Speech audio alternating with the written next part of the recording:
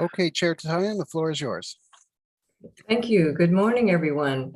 Welcome to the January 27, 2022 Delta Stewardship Council meeting. I am Susan Tatian, Chair of the Council.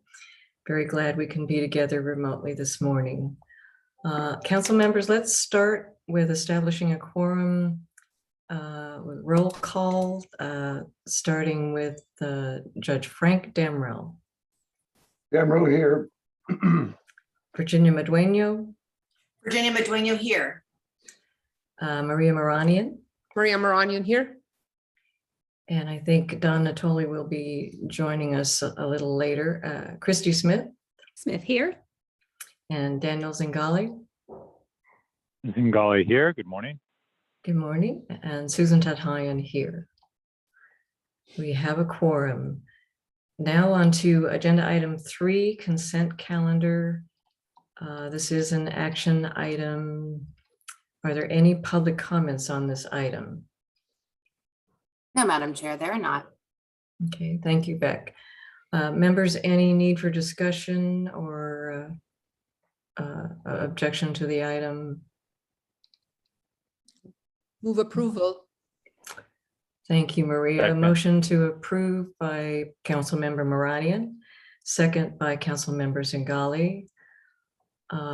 Since there are no objections, the consent calendar is adopted by unanimous consent. On to the chair's report. I see that Don is not yet with us, but I do want to share with everyone that Don has another chairship in addition to the Delta Protection Commission chair. He has been voted chair of the Sacramento County Board of Supervisors. And he sits on this council. So Don is an incredible man, lots of energy and very busy. So congratulations, Don. You can see this congratulatory remarks. Oh, there you are. Hi. Hi, Susan. I don't know if you heard that. I was just sharing with council members that in addition to being chair of the Delta Protection Commission, you are now chair of the Sacramento County Board of Supervisors, and you're on this council, and we imagine you're incredibly busy. Yeah, there's a few things going on, but not unlike anybody else on this council. It's days are full, but it's an honor to serve. So thanks, Susan. Yeah.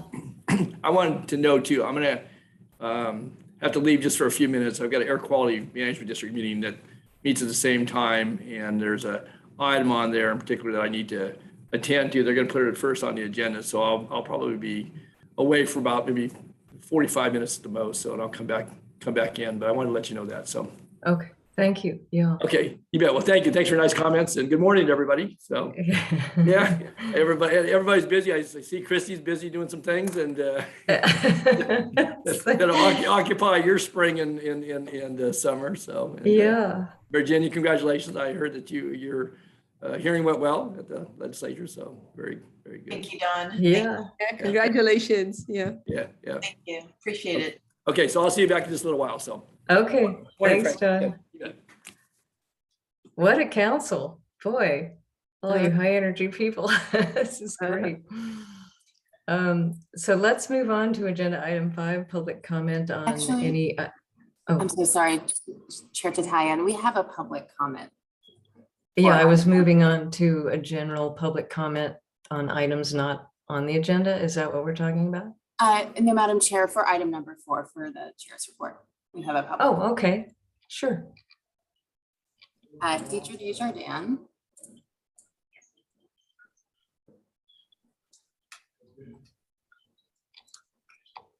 Deidre, you should be able to unmute yourself.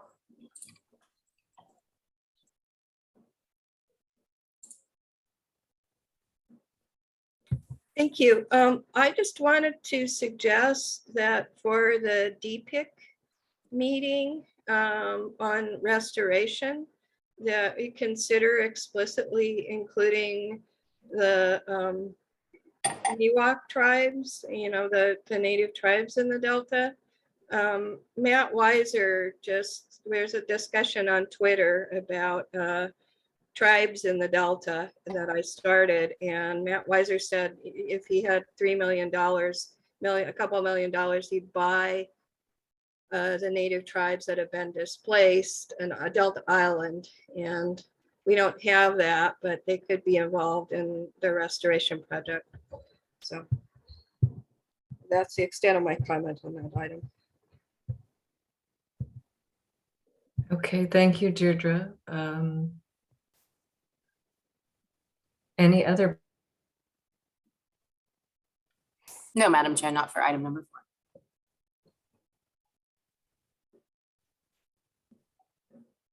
Let's move on to, okay, so there are no comments on any topic not on the council's agenda.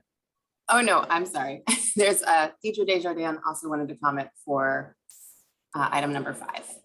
Okay, Yeah, and thank you very much, Madam Chair. Deirdre Desjardins with California Water Research, and this is a somewhat longer comment. As you know, I was very involved with the Delta Independent Science Board funding crisis. And I wanted to speak about a governance issue that I think still isn't resolved, and it does need to be resolved. As you know, the Delta Stewardship Council was created in statute as an independent agency of the state of California.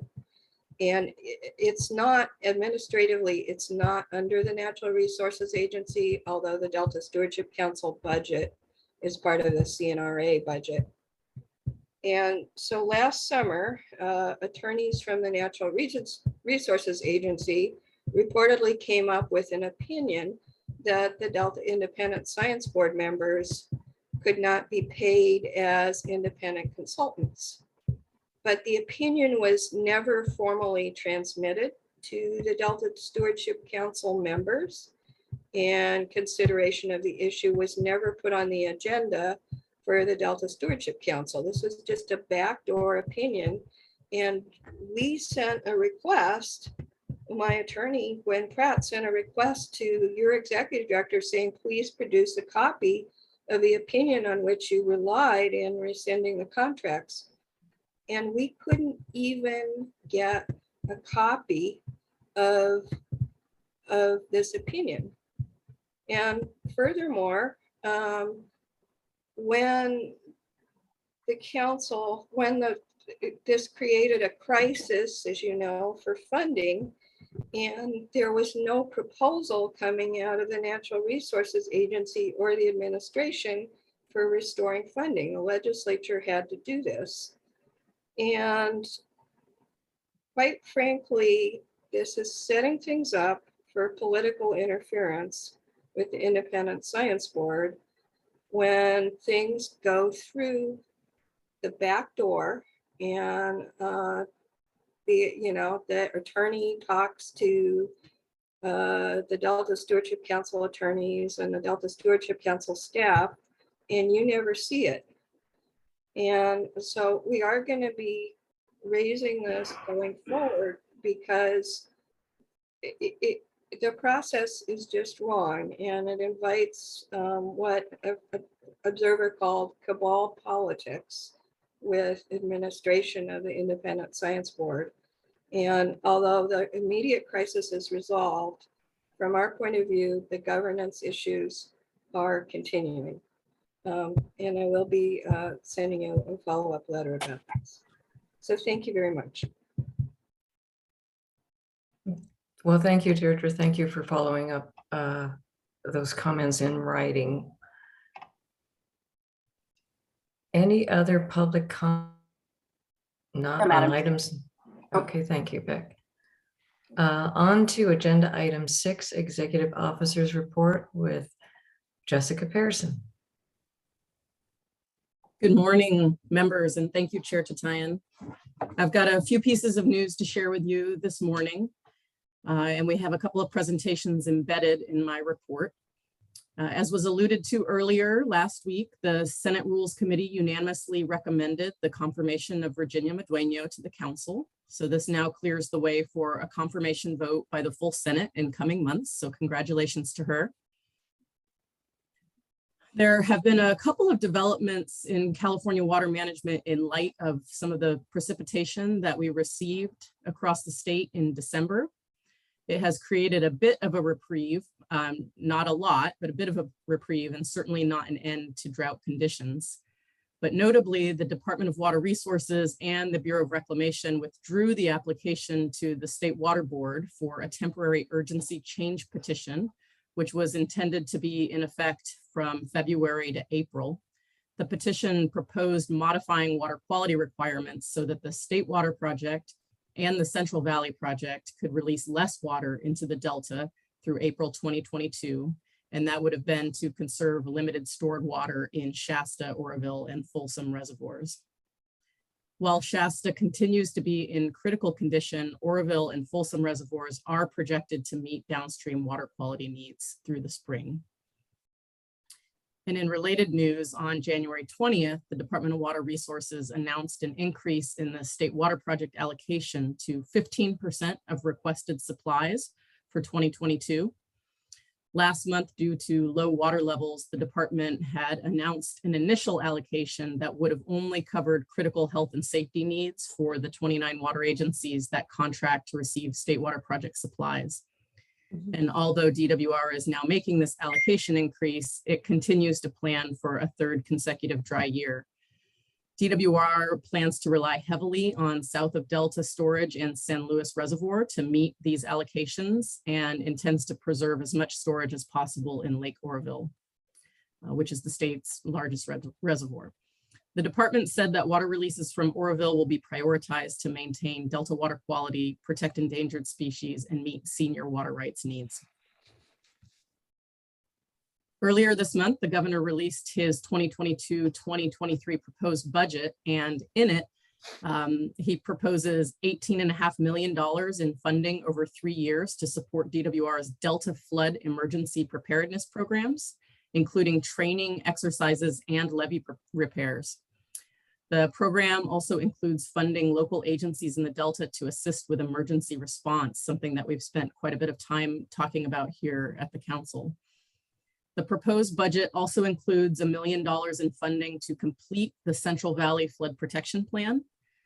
So these allocations are an important part of ensuring that flood planning and emergency response are a top priority in the Delta. And if they go forward, these recommendations are consistent with what we emphasize in our Delta Plan Chapter 7. So earlier this month, the Natural Resources Agency released a progress report on how agencies are meeting the goals outlined in the governor's water resilience portfolio. The portfolio resulted from the governor's 2019 executive order in which he directed state agencies to develop recommendations to enable water security for all Californians. The progress report highlights a few of the council's activities that align with portfolio actions. These actions include completion of the council's Delta Adapts Climate Vulnerability Assessment and beginning the adaptation strategy for the Delta. The use of the Science Action Agenda as a model to develop a similar model to prioritize statewide water management research. And the release of a draft of the Delta Independent Science Board's Delta Monitoring Review. The report also highlights our work with the Department of Water Resources to provide guidance to agricultural and urban water suppliers regarding how their 5-year plans identify reduced reliance on the Delta.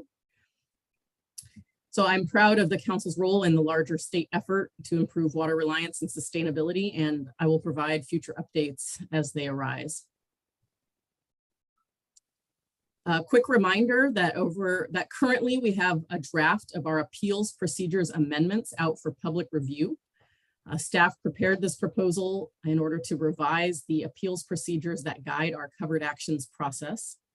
The proposed revisions are designed to address lessons that we have learned while processing the appeals that we have received since the inception of our agency, and they are intended to improve the process for all parties. So this draft version of the proposed amendments went up on our website on December 10th for a 90-day public comment period ending on March 7th, 2022. Interested parties can view the proposed amendments on our website and submit comments to procedures@deltacouncil.ca.gov.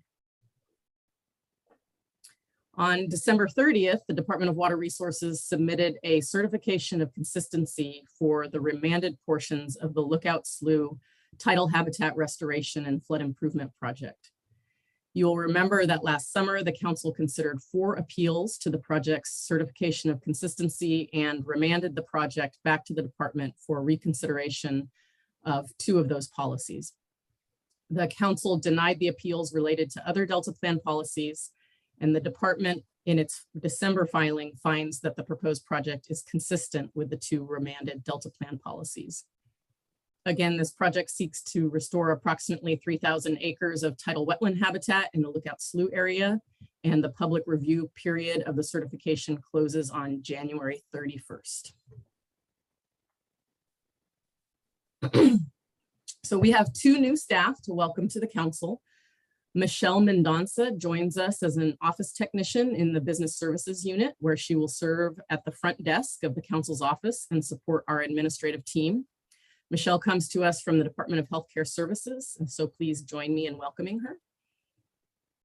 Elisabeth Pulliam-Tate is joining the Science Communication Synthesis and Decision Support Unit in our Delta Science program as a 2022 California Sea Grant State Fellow. Elisabeth recently completed her master's in biological sciences at Cal State Long Beach, where she conducted research on Olympia oysters and eelgrass as part of a living shoreline restoration project in Newport Bay, California. Now she'll be working with Dr. Laurel Larson to develop the monthly lead scientist report for the council. She'll be assisting with science communication efforts, including planning our next Bay Delta Science Conference. And she'll be working on other projects that make use of her expertise and her interest in wetland ecology, climate change, and community engagement. So join me in welcoming Elisabeth. Okay, so our outreach highlights report, our active projects lists, and this month our quarterly contract report are all available in your packets and online. And if you have any questions about those, please let me know. We do not have a legal update. There is a written legislative update in your packet, the legislative bill report. And then I'd like to move on to talking about our 2021 Delta Stewardship Council annual report. So this annual report, which we produce on a yearly basis, was sent to you yesterday and is now available online.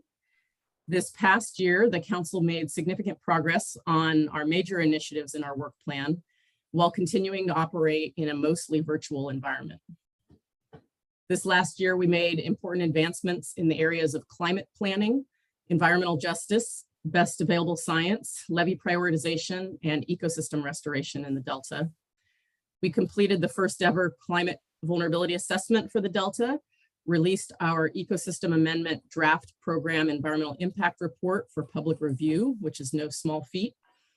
We also updated the Delta levees investment strategy and advanced it to the rulemaking phase.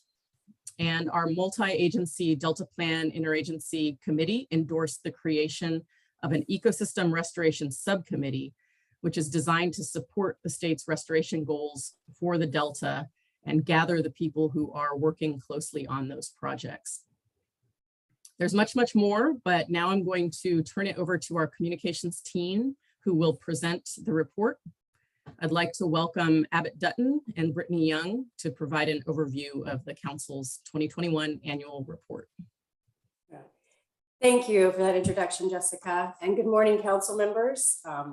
As mentioned, I'm Abbott Dutton, your Assistant Deputy Executive Officer for External Affairs and Communications. It's great to be here, especially today, to present this report to you, the council's 2021 annual report. Producing this report is a major undertaking for the communications team. Our work begins in August and it goes up until yesterday. So there's a lot of work that goes into this. And on that note, I'd like to thank my team in the communications department, Geneva Hutchison and Brittany Young, who you'll hear from in just a moment. Both have worked hard and spent endless hours writing, editing, and organizing the report that's before you today and you've received in your packets. Can we go to the next slide, please? Go ahead, one more, Seek. For those who aren't familiar Each year, the communications team collaboratively develops these annual reports. These reports, which are published and presented to the council every January at this meeting, showcase the progress that our agency has made toward California's co-equal goals for the Delta. Annual reports celebrate and tell the story of what we've accomplished and where we're headed. Next slide, please. Each report centers around a theme. The 2021 report centers around building resilience amid rapid change, and it includes quotes from our executives and many staff members. Resilience is the capacity of any entity to prepare for disruptions, to recover from shocks and stresses, and to adapt and grow from a disruptive experience. And to quote Jessica's introduction to the report, each year, challenges in the Sacramento-San Joaquin Delta become more complicated, urgent, and in some cases extreme. As these challenges increase, fostering resilience requires a greater coordination and new expertise. I'm now going to hand it over to Brittany Young, Information Officer 2, who will share a bit about this year's content. Brittany? Thank you, Abbott. Hello, council members. Good morning. It is my pleasure to briefly walk you through the 2021 annual report's content. Before I do, next slide, please. Thank you. The report begins with an introduction by our executive officer, Jessica R. Pearson. From there, it spotlights the accomplishments of the council, the science program, the Delta Independent Science Board, and the Delta Plan Interagency Implementation Committee as they relate to understanding the challenges that we faced in the Delta in 2021, coordinating a response among those at work in the region, and taking action toward resilience. As you flip through the report, you'll also find that it includes monthly highlights, staff publications, and key performance measure findings. Like Abbott, I'd like to also personally thank all of those who contributed to this year's report, Information Officer 1, Geneva Hutchison in particular, who led much of this report's drafting. Next slide, please. So you may be wondering where you can find this year's annual report and also those previously published. This brings me to our newest webpage, deltacouncil.ca.gov/annual-reports, which archives and serves as a one-stop shop for our annual reports. All you have to do is simply click on the report cover or title to view or download the document in PDF format. Those seeking access to printed copies or reports produced prior to 2019 are encouraged to email us at archives@deltacouncil.ca.gov. Next slide, please. Thank you for your time, and we really hope that you enjoy reading the 2021 annual report. We're happy to answer any questions that you have now or via email later on. Okay, thank you. Any questions for Abbott or Brittany or myself about the annual report or how to share copies far and wide? Virginia. Yes, thank you so much, Jessica, and to Abbott and Brittany. Just curious, who develops the theme for each year? Is it a collective effort? Just curious how you come up with the theme for the annual report, our annual report, I should say. Yeah, absolutely. We started thinking about potential themes and content way back in July. And we go through what we've done up to that point in the year. And we look at the, just all the listservs we sent out, the news releases, trying to see, the accomplishments from there. And then we consult with executive on potential themes and content. And this year was pretty easy. I mean, this was kind of the first one when we saw this resilience, building resilience and then rapid change. We knew that was probably going to be it, just fit nicely with everything that we did. So yeah, we consult, we look back at our work, and that's what we came up with. Awesome, thank you. I think we were also all really feeling that resilience theme just after another year of pandemic and working remotely and the challenges that that's brought, that it was a deep theme, not just in our work, but in the way we're working. I love it. Thank you. Just curious, sorry, Maria, just one more comment. Is there a possibility where you could actually bring this annual report to life in maybe, I'm thinking out loud, maybe a quarterly report out where you could actually do some of these interviews and actually post them on our website, maybe a blog. Again, just to bring all of these elements, if you will, to life. I'm very visual, love reading, but love seeing and hearing people. Yeah, that's a great suggestion. We are going to be promoting it on through our social media platforms, most definitely, pulling out the quotes and each of the accomplishments throughout the month February. And then we'll look at, it's a great idea, we'll look at putting some of this on our website as well, pulling out some of the individual accomplishments along with the full report. Thank you, great job. Yeah, thanks. Maria. Yes, I said one. I think the importance of this report, in a sense, is also because of its theme, is a tool for us to exert leadership in many of these issues that we now have, and resilience being one of them this year becomes more important. And I think it's a good tool to take around and to talk about, as Jessica said, widely distribute, but also when we talk to people about the Delta, it usually is a good tool for telling how the Delta Stewardship Council is leading the charge or could lead the charge in doing the Delta. And that's why I think I take it very seriously, and it's a very good report, and I do share it, and thank you for that. And at some point, maybe we could present small pieces of it here and there in our meetings or outside. And I just wanted to thank you for putting it together and being so thoughtful, because I see it as a tool for us to lead the charge. Thank you. Thank you. Agreed, yeah. Well, thank you, Abbott, Brittany, Geneva. It's every year it's a challenge to put the annual report together, and this one is looking fabulous. I really, really congratulate you on how you incorporated our new format in developing the new format. And I agree with what Councilmember Madueño and Maranian said. This will be a fabulous tool to demonstrate and our progress in achieving the mission. Thank you. Thank you for that. Yeah, I'm excited. It's not like the old days where we'd print a stack of copies and pass them out or leave them in legislative offices. So you're right that we need to think about new ways to get the content and the ideas in front of people. And I really like the way the comms team made this report particularly effectively. It's very effective in its engaging quality because of the voices of staff and the faces of staff and really showing the people behind the work. So proud of that. Ready to move on to our next sub item. Thank you, Abbott and Brittany. Thank you. Thank you. Next, I want to invite Special Assistant for Planning and Science, Amanda Bohl, to provide an update on the environmental justice issue paper. The issue paper seeks to inform the council's potential future actions to address environmental justice and better serve disadvantaged communities as we pursue our mission. This is an outgrowth of the Delta Plan 5-year review.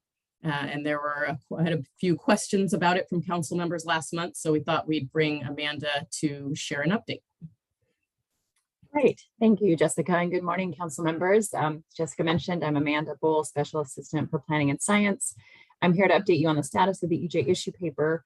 Dr. Larson, during her lead scientist report last month, updated the council on a few of the key components of the EJ issue paper development, but we realized that it's been almost a year since we presented a more formal update, and we thought it might be helpful to provide you all with kind of the full picture of activities related to the paper. Also here with me today to answer any questions I can't is our social science extension specialist, Dr. Jessica Rudnick, and senior environmental scientist, Morgan Chow, who are taking the lead on the EJ interviews and the EJ expert group, respectively. If I can actually have the presentation pulled up, and we can move to the second slide. Perfect, thank you. So before I dive into kind of where we are, I want to provide just a little bit of a refresher. So first, what is environmental justice, or EJ? California was one of the first states to codify environmental justice in statute, which happened in 1999. Under state law, environmental justice means the fair treatment of people of all races, cultures, and incomes with respect to the development, adoption, implementation, and enforcement of environmental laws, regulations, and policies. The environmental justice movement arose in response to the disproportionate share of environmental impacts, such as pollution, land or water contamination, or other hazards borne by certain communities, particularly low-income communities of color. However, the concept of environmental justice has broadened over time to focus not only on the distribution of impacts, but also on the representation and inclusion in planning processes that affect the distribution of environmental benefits and impacts. And these components are often referred to as recognition or representation, procedural justice or process, and then distribution or distributive justice. Next slide, please. So in recent years, the state of California has made environmental justice a priority, and many of the council's peer state agencies have recently adopted or are in the process of developing environmental justice policies, principles, or guidelines. As Jessica mentioned, the council's 5-year review identified environmental justice as a key emerging issue, noting a specific need for more information and analysis to inform potential future actions. Their survey responses and stakeholder interviews for the 5-year review highlighted EJ concerns relating to all 3 categories of justice: recognition, process, and distribution. The council recommended that an issue paper be prepared to investigate the potential need for additional strategies or responses within the Delta Plan to address in disadvantaged communities and environmental justice. Council members previously discussed these findings, the 5-year review findings, at the 2019 council retreat and the May 2019 and August 2019 council meetings, and endorsed the final findings and recommendations presented at the October 2019 council meeting, which included the development of this issue paper. Next slide, please. So our objectives with this initiative, again, drawing upon the 5-year review, our public participation plan, and the Delta Adapts outreach process, are to first build a network of community leaders and organizations to inform and support the council's EJ work, identify environmental justice issues within the Delta watershed and areas that use Delta water, and to identify options to address those issues. Once the issue paper is complete, implementation options will be presented for council consideration, and council members will then direct staff regarding which options to carry forward. Next slide, please. So what we've kind of been working on over the past year, we've initiated a number of activities related and supporting the development of the issue paper. We started this whole process with an analysis of public comments to get a really preliminary sense of the issues relevant to community members in the Delta. Of the 368 comments that were reviewed, 278 were from comment letters and 90 from oral comments. And of these comments, 53 raised issues related to environmental justice. Next, we began to develop a framework to conduct interviews. We determined that one of our key data collection activities for this paper would be to conduct interviews with EJ organizations and community-based organizations in order to hear directly from EJ advocates and groups working on the front lines of these issues. We really want to hear what the problems are, how they're affecting different communities, and what the solutions, or what solutions should be explored to address these issues. To support the interviews, an interview guide was developed, which was reviewed by EJ scholars, the EJ expert group, which I'll talk about in a moment, and also by the UC San Diego Institutional Review Board, so that we can ensure that best practices in ethical research with human subjects are followed. So we are currently reaching out to EJ organizations and community-based organizations in the Bay and the Delta, working on EJ issues to seek voluntary participants for the interviews. So far, we've conducted 5 interviews and actually have 4 more scheduled for tomorrow. I'm hesitant at this point to say really kind of what we're hearing in the interviews based on these 5 interviews, because we are still so early in the data collection process. Our EJ expert group members are sharing the interview information with their networks, which will help with outreach. We are also hearing, and we just heard this at the our expert group meeting that we held this past Monday, that there's just, as I think all of us are feeling, a lot of overwhelm with COVID, and this is particularly the case with disadvantaged and EJ communities. and that we might want to slow down with pursuing the interviews until the current surge is behind us. So that is something we're taking into consideration as we are doing our outreach to conduct the interviews. We have also convened an EJ expert group. I will cover this a bit more on the next slide, but kind of the highlights are that we have formed the group. We've gotten contracts in place to compensate the expert group members for their time and expertise, and we have held the first 3 meetings. To support the development of the paper, we've also conducted a literature review. Staff has reviewed 36 papers and is now weaving relevant literature into kind of what we're calling the historical context or background section of the paper. Last year, we also hosted an EJ seminar series to increase staff's understanding as well as the broader Delta community's understanding of EJ issues. We held 4 public seminars virtually, and we heard from experts in water justice, government EJ work, and Indigenous and climate justice. And we had approximately 75 to 100 attendees at each of the seminars. Finally, we have been developing a public engagement process. We are working to align outreach with other council initiatives.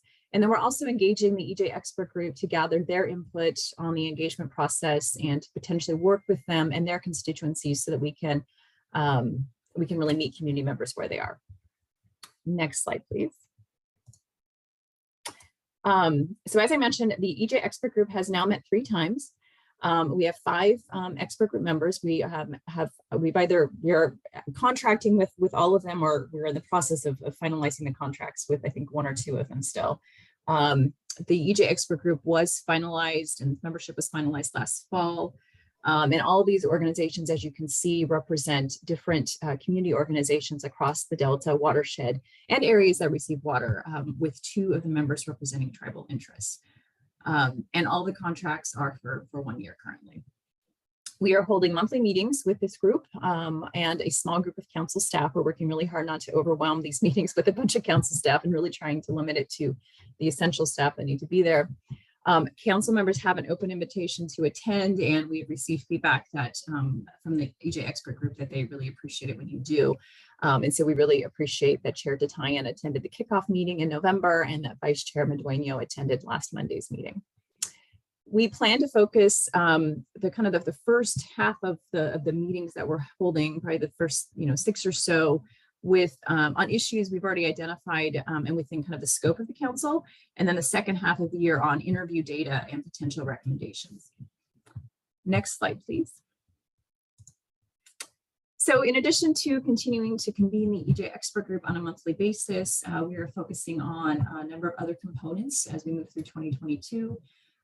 This winter and spring, again, we'll continue to conduct the interviews, continue doing outreach to get the interviews, continue developing and begin to implement public engagement, the public engagement process, continue weaving the literature review into the historical context and background and into other portions of the paper. And then really try to start initiating drafting of the issue paper itself and start drafting kind of the specific issues and how we're going to be talking about them in the paper. We are shooting for a late summer 2022 public review draft of the issue paper. And then also shooting for a late fall 2022, maybe early winter 2023 final paper that we will bring to the council for your review and comments and to consider the recommendations and the options set forth in the paper. So with that, I am happy to answer any questions you have. So thank you. Thank you, Amanda. Any questions or comments? This is Virginia. Daniel. First, Amanda. Oh, Daniel. No, please go ahead, Virginia. Oh, no, gentlemen first. Go ahead, Daniel. Thank you. Well, first, Amanda and team, congratulations on the continuing work here. Really appreciate it. I was curious about at the top, you mentioned just the kind of a general pool of public comments, and I think you said 53 of them were related to environmental justice. Just wondering if you could give us any texture about, were there any repeating themes coming up that we should know about, anything at all about those comments? And I was also curious, you may well not know this offhand, but if the ratio of written versus oral was different for the comments related to environmental justice as opposed to the general pool. Right. I do not know offhand the answer to your second question. I could probably dig that up, but I don't know offhand, yeah, where there was a higher concentration of EJ comments.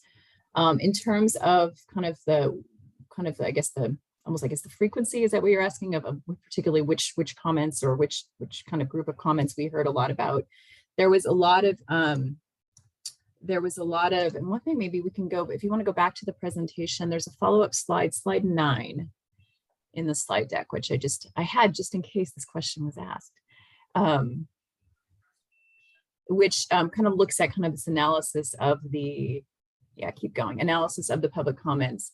And there were a lot probably in terms of the breadth of comments was really kind of in the distributive justice area, where kind of the most commonly referenced issue was levy investments. There was also climate change impacts, cultural resources, drinking water supply, flood risk. In terms of representational justice, the most commonly mentioned comment was socially vulnerable communities. And then in terms of kind of more procedural justice and process, meaningful involvement. And this is something, and one of the reasons we really have worked and developed in the council, adopted the public participation plan. Does that answer your question? It does. Thank you very much, Amanda. Sure. And Amanda, my apologies. It looks like the extra slides weren't included on the PDF version because they were hidden. Got it. Okay. Sorry. No problem. Virginia? Yes, Amanda, thank you to you and to your team. I think that this work is just incredibly important. I just had a follow-up question with regard to the expert group. And it looks like we have a really well-balanced set of experts, which I think is fantastic. And the fact that you have 2 representatives from the tribal arena is amazing. My question is, did we get any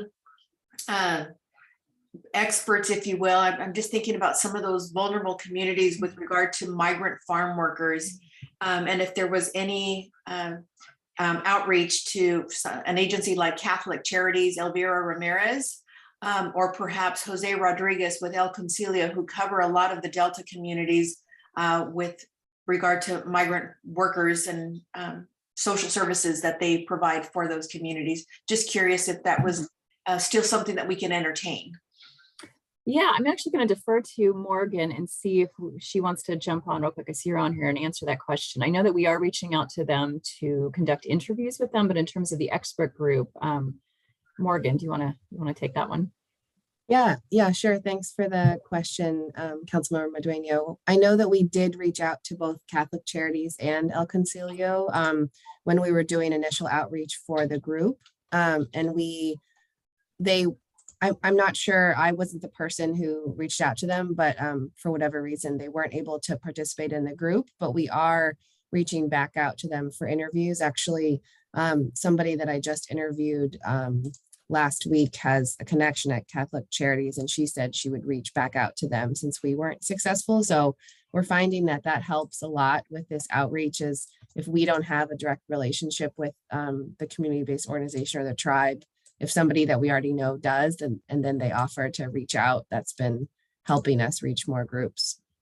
Great, thank you. And please let me know if there's anything that I can do to help assist. I do have a pretty good, actually a very good relationship with both Elvira and Jose. So if you need any assistance in that arena, please reach out to me. I'm more than happy to help. Okay, great, thanks.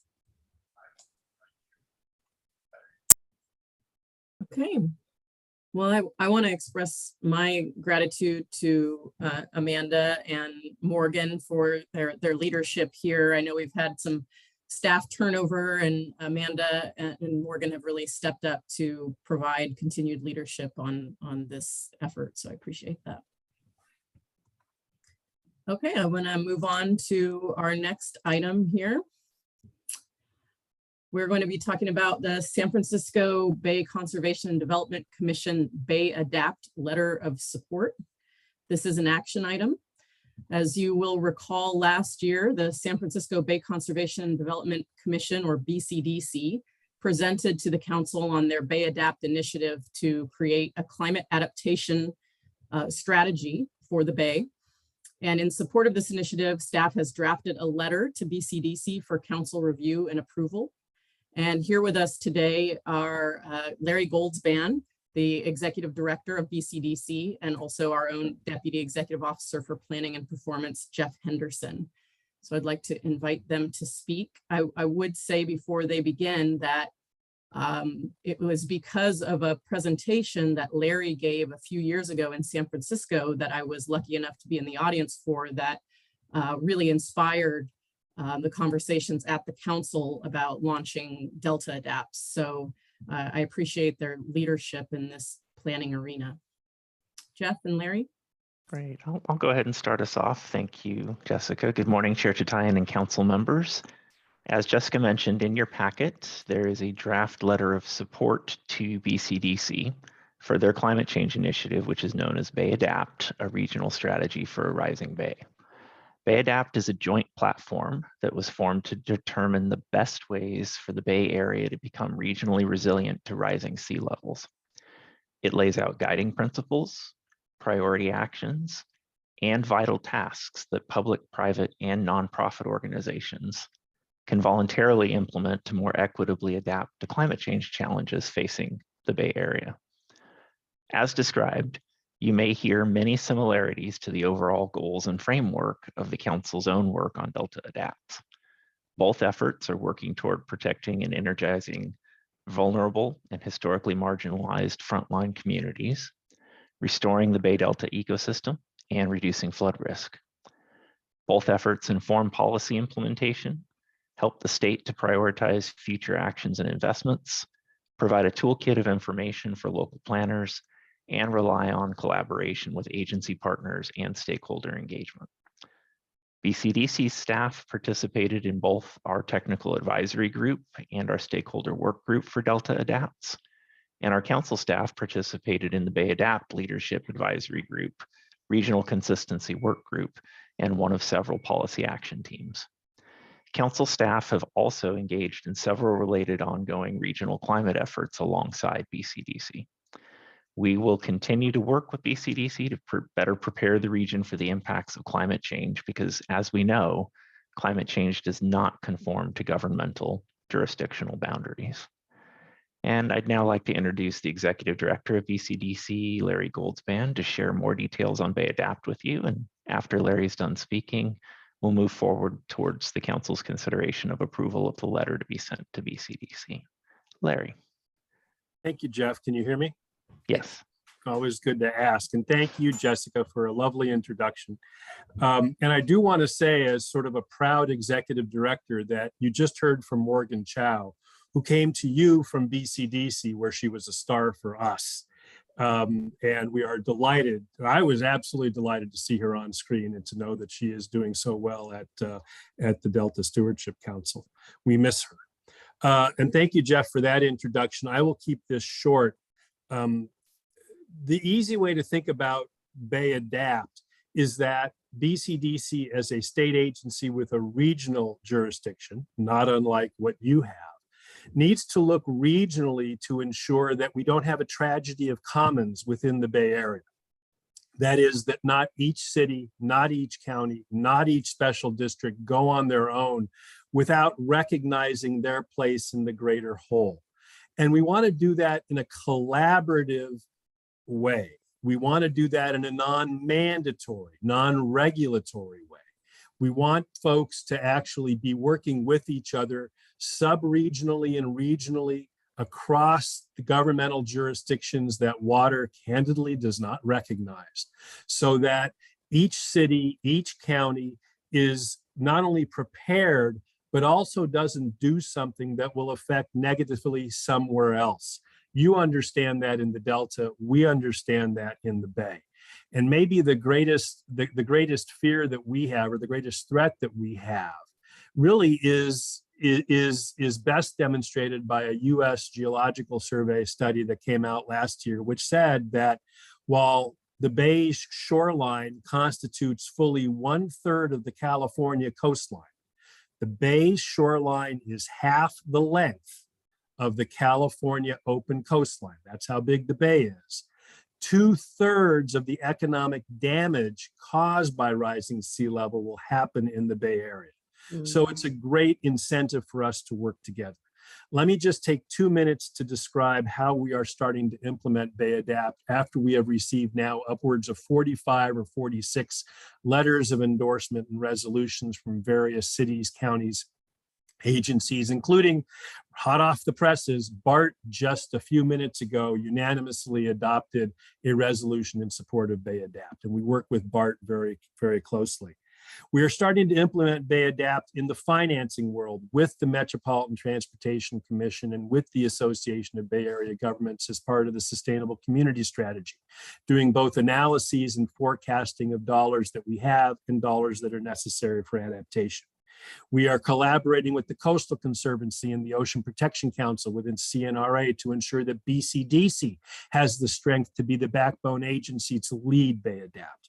We are working with the San Francisco Estuary Partnership, which has integrated much of Bay Adapt into its draft estuary blueprint. We have a joint work plan with other regional agencies, not only MTC and ABAG, but the Water Board, the Air District, and the like, to ensure that what we are doing actually integrates as a larger scale resilience plan for the Bay Area. We are working with the San Francisco Estuary Institute on a new data layer for mapping on to ensure that we know where projects are. And we have started to work with the Bay Regulatory Reform Team, which is the multi-agency fast track permitting team, to ensure that it understands how Bay Adapt works, and so that we can work with them to make sure that we can collaborate as they move forward. And I think this is totally correct in terms of how Jeff described it. It complements Delta Adapt.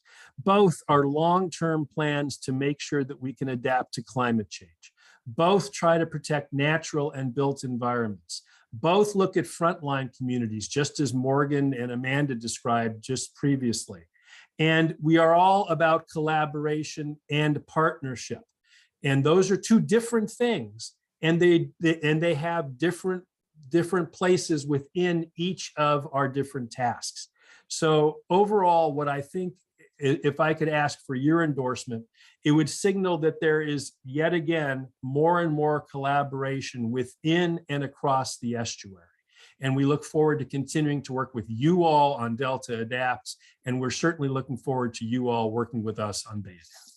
So with that, I'm happy to answer any questions.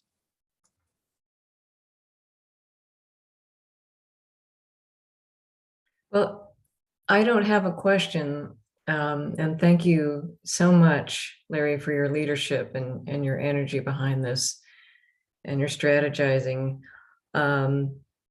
Amazing work with how many people working for BCDC? We have 50 people, and we have a planning unit of about 10. So with other things to do as well, as just as you all do, we're all stretched thin. Yeah. Well, fantastic work. Any comments, questions from other council members? Okay, well, this is an action item. The action would be to approve the letter to BCDC regarding Bay Adapts, and Move approval to send a letter. thank you, Christy. Okay, motion by Councilmember Smith, second by Councilmember Moranian. Let's move to the vote with starting with Judge Frank Damrow. Oh, excuse me. Is there any public comment? There is, Madam Chair. We have Teacher Desjardins.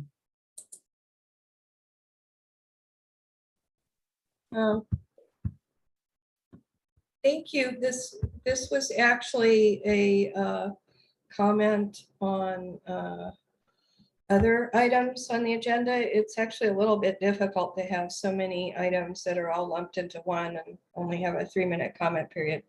Should I comment on the other one, or do you want to wait till the end? I appreciate that, Deirdre. Let's wait till the end, and so we'll come back after the vote. Thank you very much.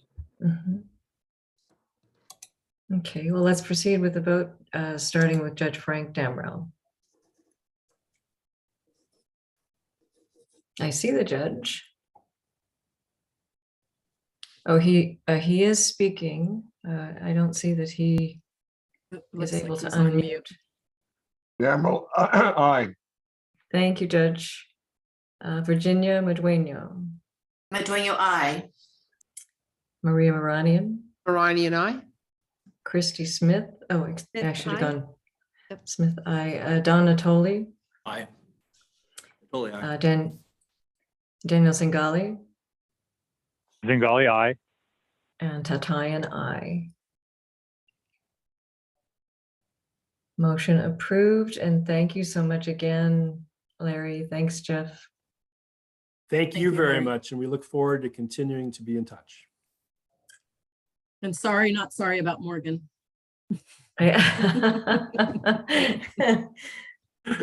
We look forward to poaching maybe one of yours as well. No. Okay, well, if you don't mind, Chair, maybe I'll give my last paragraph here about the rest of the agenda, and then we can turn back to Deirdre for her comment. Does that work for you? Yes. Okay. So today's agenda consists of a couple of timely updates. We've got the Delta Water Master, Michael George, with us to talk about his office's activities related to the drought. Then we will hear from the Department of Water Resources and the Delta Conveyance Design Authority, who will update us on the Delta Conveyance project. And with that, I conclude my executive officer's report. Happy to entertain questions or hear public comment. Thank you, Jessica. Any questions from council members? Okay, then we'll move to public comment.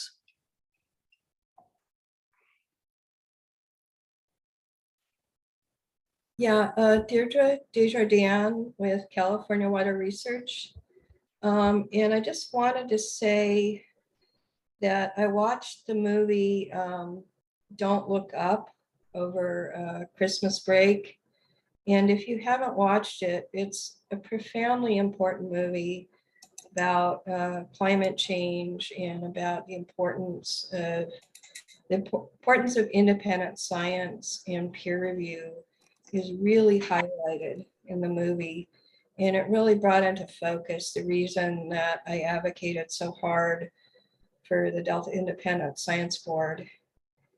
And I'm concerned that the annual report doesn't reflect that the Independent Science Board was essentially defunded for all of 2020 to 21. And as a result, they didn't participate in processes like the Science Action Agenda. And the Delta Independent Science Board members had some very substantive comments about the Science Action Agenda.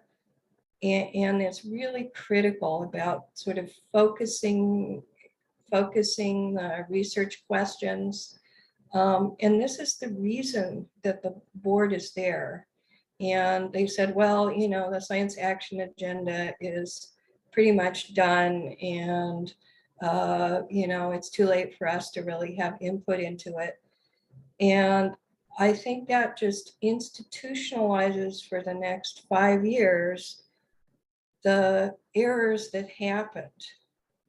And there was an agency narrative going around the administration that I heard from multiple sources that the Delta Independent Science Board was just an obscure little board that was created by the legislature.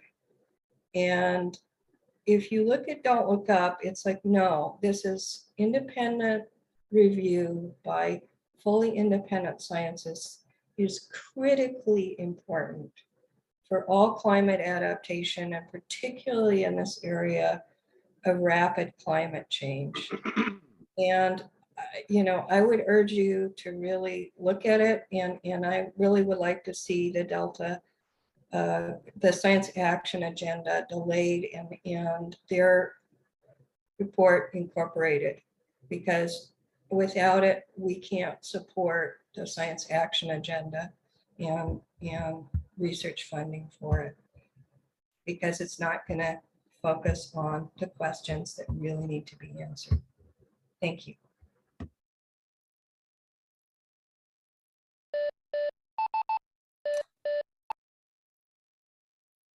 Was that should I be concerned about that sound? No, Madam Chair. It's just the alarm that the time was over. Oh, okay.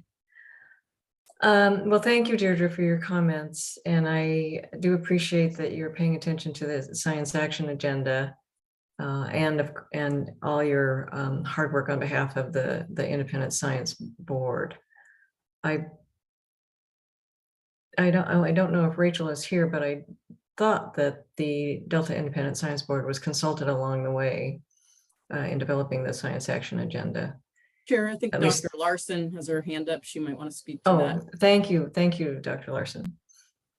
Yes, I could speak to that, and thank you for giving me the opportunity. Yes, I can confirm that the Independent Science Board has been consulted on various occasions through the past year as the science action agenda was being delivered, both through formal channels at their meetings and informal channels through conversations between myself and individual board members. And we are doing our best to incorporate their guidance into the science action agenda. For instance, early on, we received some advice to consider how the science needs assessment that they kicked off could influence priorities for the next 4 to 5 years. And so we've gone a long way in the document to explain that connection. Public comment period for the science action agenda just recently closed on the 21st. And so the process of seeking input from the Independent Science Board is something we've discussed for a long time and have incorporated into that comment period. We're starting the process of undertaking substantial revisions in response to those public comments. And so you will see the input of the ISB reflected in the final document once it goes through this process of revisions. So I just wanted to clear that up. Great, thank you, Laurel. Could you remind the council the 3 key guiding documents that are actually not standalone, but serve as an overall suite of documents that actually guide the bigger picture science? It's not just the science action agenda. Right, and I think a lot of the comments that we've been receiving point toward a lack of public clarity, perhaps, on how our science strategy is formulated. And that is one of the things that we're attempting to clear up through these revisions. So we do have a suite of 3 documents that really defines our science strategy. And one is the Delta Science Plan, which really deals with issues of science governance related to how the Delta Plan is implemented. Our focusing document for the 4 to 5 year timeframe is the Science Action Agenda. The Science Action Agenda helps us implement the Delta Science Plan in concrete ways that are focused around clearing up scientific uncertainties that are most critical to provide clarity to in implementing management within the Delta. So the Science Action Agenda is really focused on clearing up scientific uncertainties. And then the State of Bay Delta Science, which is another document that's regularly updated. You'll see an update come out towards the end of this year, provides a description of the state of the science. So what has the community learned over the last period of time since the previous edition of State of Bay Delta Science? And we're moving towards focusing that document around particular themes. So the theme that we'll be addressing in 2022 is ecosystem services and disservices of primary producers in the Delta, where primary producers describe plant and plankton communities within the Delta. Great. So we're also getting ready to update the Delta Science Plan and are kicking off that process by evaluating a lot of the documents that the ISB, as well as other collaborative agencies, have put out in the past decade or so, and trying to identify grand challenges for science. And we'll be shaping the vision of the Delta Science Plan around those grand challenges. So we are trying to find ways to really take to heart the advice that the ISB provides us in shaping our strategic documents, both through the Science Action Agenda and through these updates to the Delta Science Plan. And, you know, their work also shapes the topics that we choose for State of Bay Delta Science. Great. It all Thank you, seems like thank a you. great segue to the lead scientist report. So I'm going Yes. to hand it over. Thanks, Jiffy. Great. On Thank to you. item 7. Shall I take it away, Susan? Yes, thanks. Thanks, Laurel. Thank you, Chair Tatayan. Well, good morning and a happy belated New Year to all of the council members. Congratulations to Councilmember Medueno as well. Well, over the past year, I've reported to you on some of the exciting new science that the Delta Stewardship Council is funding through its PSN, as well as on the science that we will be prioritizing in the next 4 to 5 years through the Science Action Agenda, which I was just talking about. But to start out this new year, I'm going to give you a look back into some of the things that we've learned from the work that we funded over the last few years. And so for the next several lead scientist reports, I'm going to highlight work done by the Delta Science Fellows that we funded in 2018. And just as a reminder, the Delta Science Fellows program, which is a partnership with the California Sea Grant, provides 2 years of research funding and mentorship to master's students, PhD students, and postdoctoral scholars working on questions of management relevance in the Delta. All of these topics need to be directly related to that Science Action Agenda. We just launched our RFA for the next class of Delta Science Fellows on January 25th. I'll say a bit more about that later. And I hope that the next few lead scientists reports will drive home just how impactful this funding program can be, both for the science and for building the next generation of science leaders in the Delta. So I'm going to cluster my fellows research highlights thematically over the next few months. And the theme of this month is going to be studies of the effects of characteristics of the physical environment, such as temperature and oxygen, on native fish species of special concern. So Brandon, this would be a great time to show the slide, please. And this slide was prepared by our state fellow, Karen Gutierrez. So all of the work that I'll report on across these 3 different fellows I'm highlighting has been published in highly respected peer-reviewed journals in 2021, and the full citations for those papers are provided in your packet today. So the first work I'll discuss is that of Yuzo Yanagitsuru at UC Davis. Yuzo studied the longfin smelt, which is a threatened species under the California Endangered Species Act that has also recently been recommended for protection under the Federal Endangered Species Act, though it's not currently listed. Longfin smelt underwent a near collapse of their population in 2015, and its abundance is currently less than 1% of what it was prior to the 1980s. In response to that bottleneck, the Fish Conservation and Culture Laboratory at UC Davis, where Yuzo is located, initiated a captive culture program for longfin smelt. However, that program, which had been modeled on the protocol for raising Delta smelt in captivity, was consistently unsuccessful in rearing longfin smelt from the larval stage. Now, Yuzo's work investigated the root cause of the mortality seen in those culture attempts. And he hypothesized that the temperatures at which the larvae were being reared resulted in growth rates and swimming speeds too slow for successful feeding of those larvae once they had absorbed the yolk and oil from the egg. Indeed, Yuzo's laboratory experiments supported that hypothesis, with higher hatch rates and larger sizes generally observed in the longfin smelt reared at the lower temperatures, though there was also a lot of variability. However, all of the test groups still experienced mortality before the yolk and oil had been absorbed. And so the team proposed that factors other than starvation might be inhibiting the success of the longfin smelt culture program. So although that study didn't reveal the smoking gun in their lack of success, studies such as this are an important step toward eventually building successful methods for raising longfin smelt in captivity. And that might be what ultimately helps prevent extinction or further endangerment.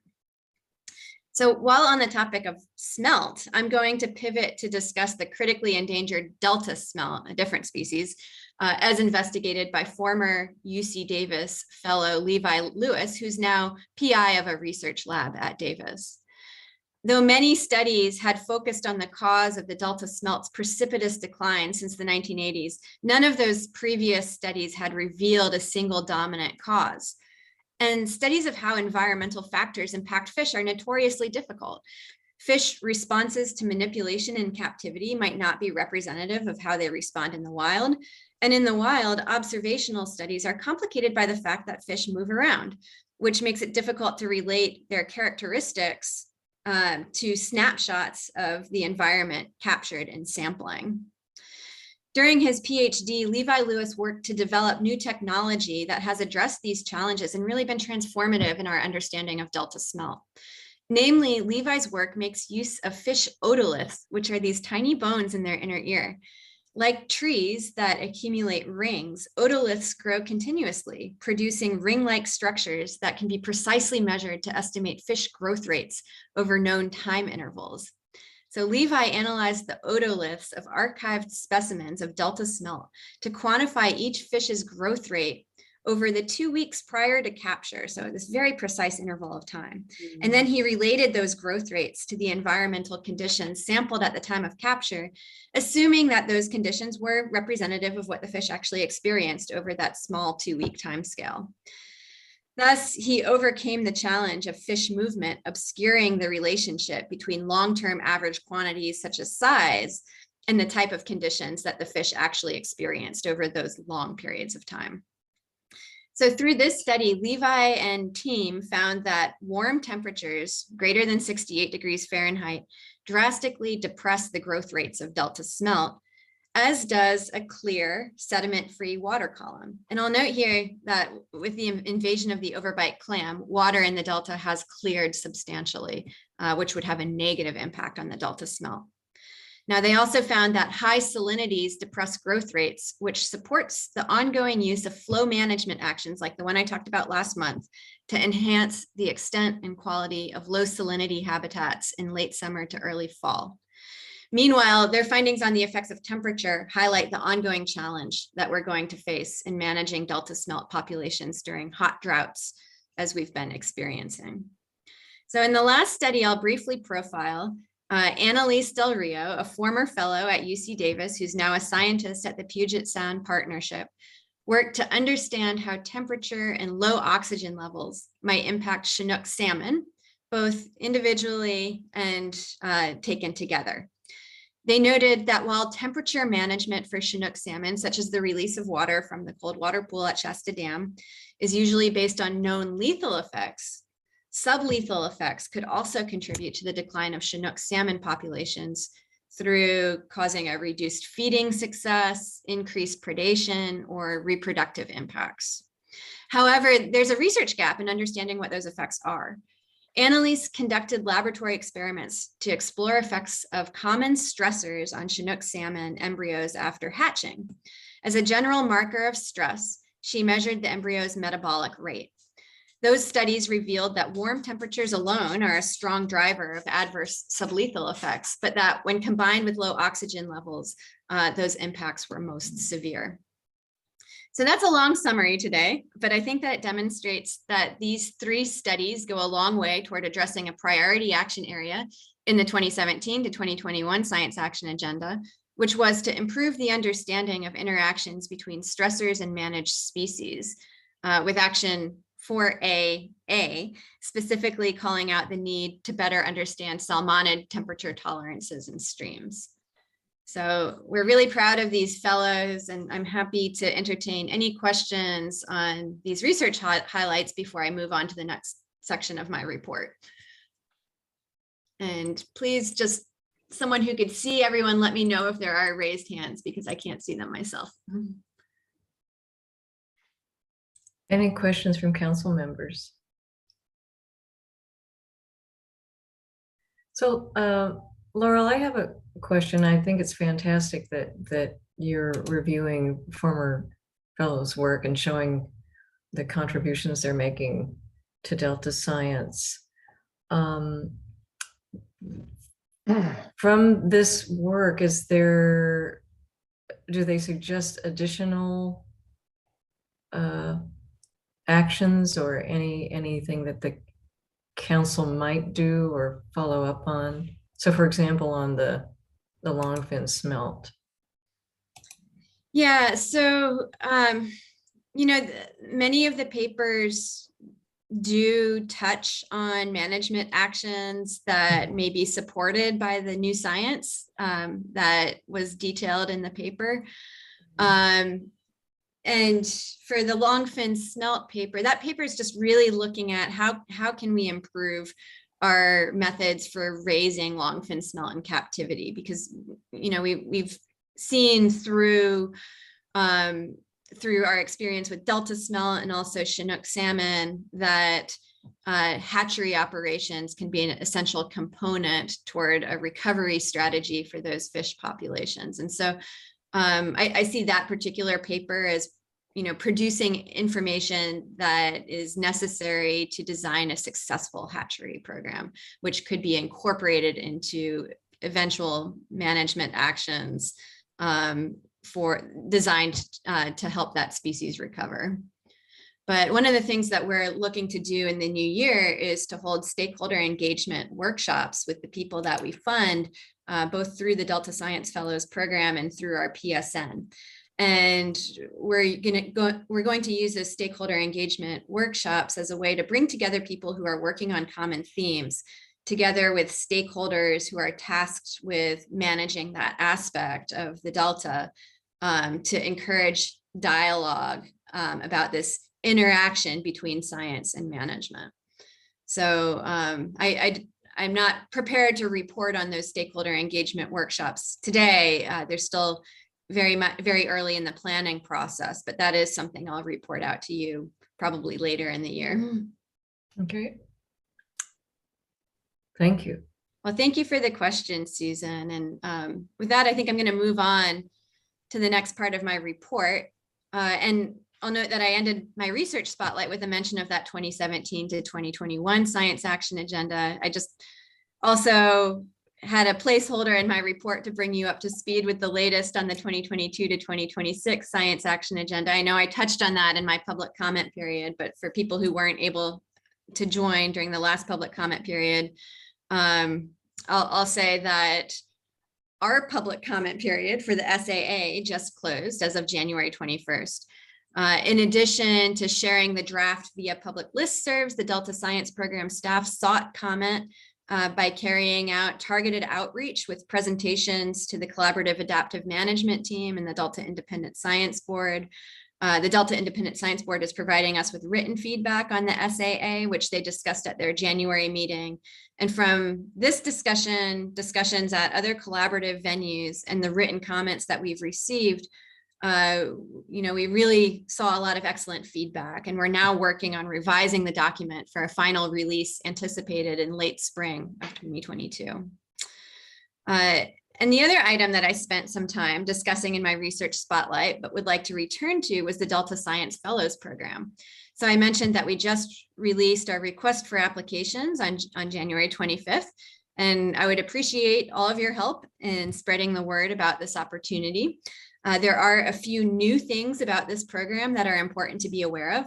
And one is that in addition to the usual proposals on understanding physical, biological, and chemical aspects of the Delta, we're also specifically soliciting social science proposals.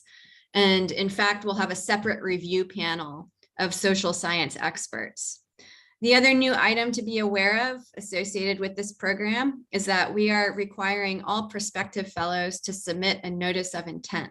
This is a simple online form that they have to fill out, which will help us to ensure that we have the right expertise on our review panels. And that notice of intent is due on February 28th.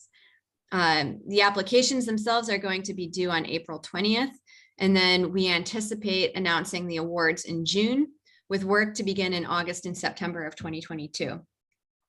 To help the prospective fellows prepare strong proposals, the Delta Science Program and California Sea Grant will be hosting an informational webinar on February 7th between 10:30 and noon.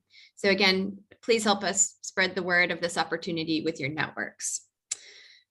As for other recent activities, last month I reported out on the December Delta Interagency Invasive Species Coordination Team Symposium, which took place on December 15th and focused on early detection and rapid response to invasive species in the Delta. I had promised to provide a link to the symposium recordings when available in response to a question that you had. And I just wanted to mention that that link can now be found in your packet for this month. In other news, the Delta Social Science Community of Practice Steering Committee met on January 18th. The community of practice includes social science researchers, agency scientists, and practitioners interested in building knowledge on the social, political, and cultural dynamics of the Delta. At that meeting, the new webpage for the community was announced, and it can be found from the council's webpage. And that hyperlink is also included in your packet. The bulk of the January meeting consisted of a presentation from Randy Schuster of the USGS, who's working within the U.S. Department of the Interior to build a social, behavioral, economic science community of practice to connect social scientists across federal agencies within DOI. Many good ideas were exchanged, and the steering committee also set goals for 2022 and discussed new synthesis or research efforts that the members might initiate in the upcoming year. Just around the corner is the Adapting Restoration for a Changing Climate Symposium, which takes place virtually next week on February 2nd through 3rd. The meeting, which is organized by the Delta Science Program, explores how restoration projects are integrating immediate and long-term climate change considerations into their planning and implementation in the San Francisco Bay Delta and beyond. Talks, panels, and interactive discussions, many of which will be given by or facilitated by council staff, will explore the planning, implementation, funding, permitting, collaboration, and communication strategies for climate adaptive restoration, and emphasize the importance of long-term resilience in the face of sea level rise. The conference is virtual and free, but requires advanced registration, and you can find a registration link in your packet. Now, the Delta Science Program is also planning a 3-part brown bag seminar series for the spring, which is going to be focused on governance of the Delta. The series is titled, "What is Delta Governance Anyway?" And the premise is that governance is something we're all taking part in and that many people talk about, yet we don't necessarily have shared or even particularly clear understanding of what it is. Spoiler alert, it's all about the institutional structures that influence environmental management of the Delta. The series is designed to help build that understanding, and it will draw upon both academic, social scientific research, and practical insights. Each seminar will feature a panel of speakers focused on a particular theme. The first webinar on March 1st will have a theme of environmental governance. The second on April 13th will have a theme of collaborative governance. And the third on May 5th will be focused on adaptive governance. The science program will soon release a flyer for the series, and details will be provided in next month's informational packet. And then last, just to provide you with a brief update on the Delta Lead Scientist Ask Me Anything series. Last month on December 20th, I held a session co-hosted by the science program's senior environmental scientist, Rachel Klapfenstein, that focused on the science action agenda. The archive of that session is available online at the Delta Stewardship Council Instagram site. The next session, which will occur on Monday next week at noon, will highlight science synthesis activities in the Delta.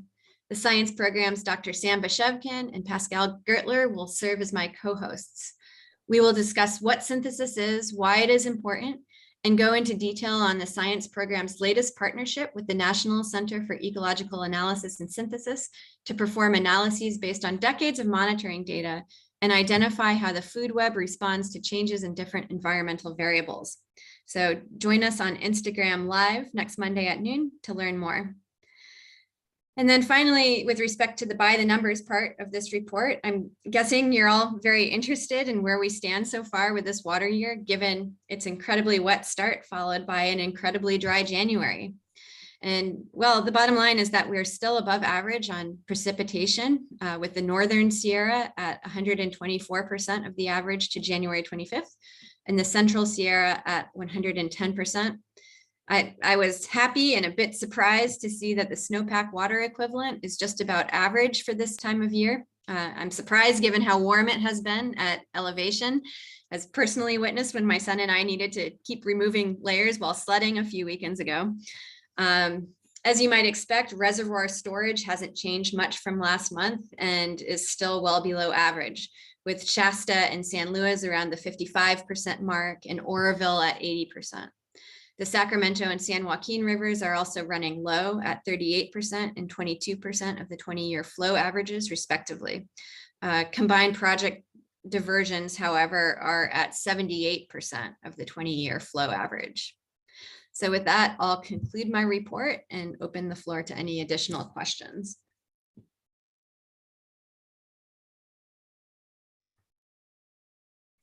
Any questions for Dr. Larson? I don't see any hands raised. Well, thank you. Thank you, Laurel. You're welcome. Excellent. Are is the ringing?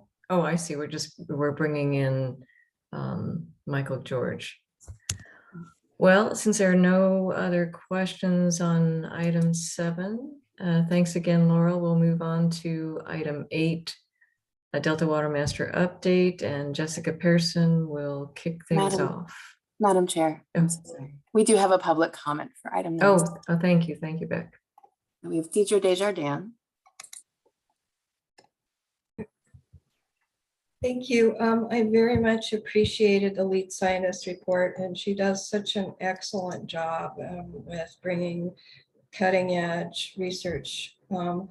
I did want to say, with respect to the Delta smelt, I have been really wondering how this ties in with the earlier research of the pelagic organism decline team.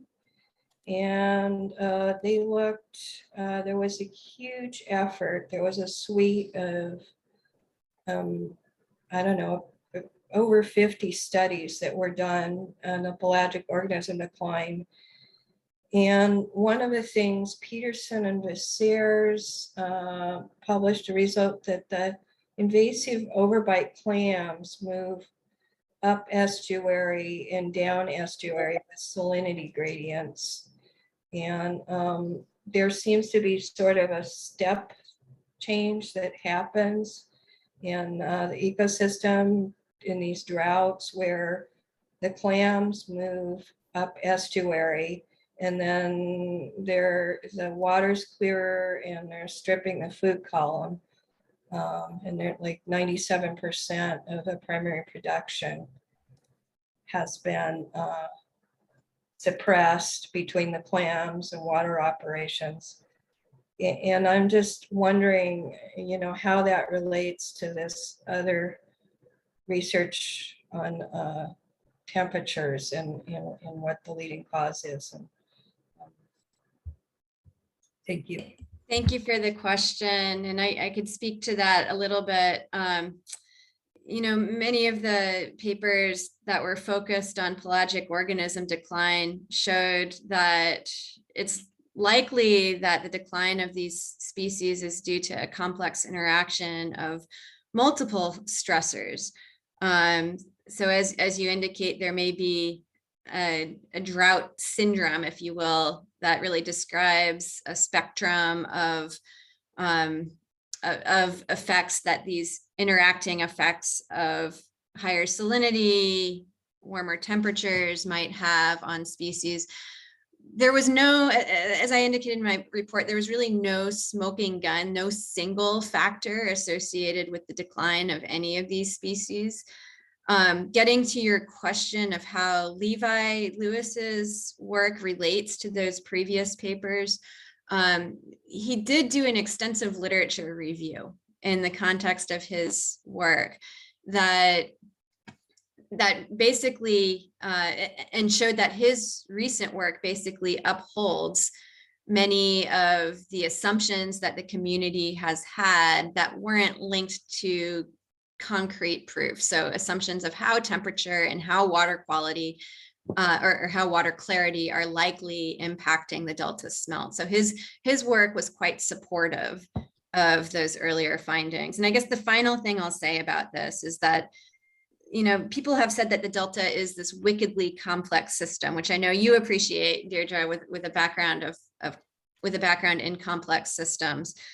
One of the things that we've highlighted as an urgent research need in our science action agenda are studies that seek to identify some of these complex system behaviors. So what are the thresholds in species abundance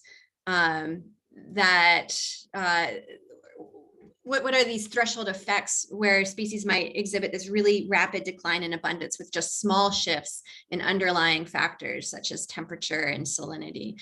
How do these different environmental stressors interact in a way that's often not linear and is difficult to demonstrate with standard statistical techniques? And so, you know, I think the technology that is coming out now, some of these new techniques for assessing the health and vitality of fish populations, some of the new technology associated with sensors for water quality, our improved remote sensing ability. I think all of this data puts us in a better position to be able to answer these really complex questions. And also our methods for analyzing big data as informed by analysis strategies that are being developed in the field, the rapidly expanding field of data science in general.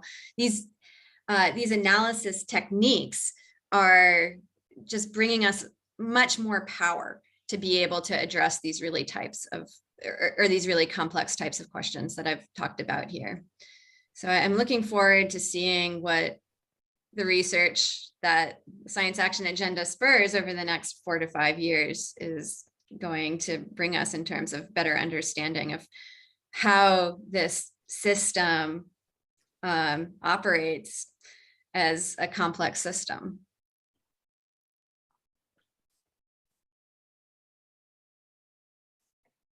Great, thank you. Thank you, Deirdre, for the comment, and thank you, Laurel. If there is no other public comment, just checking back. No, Madam Chair, there is not.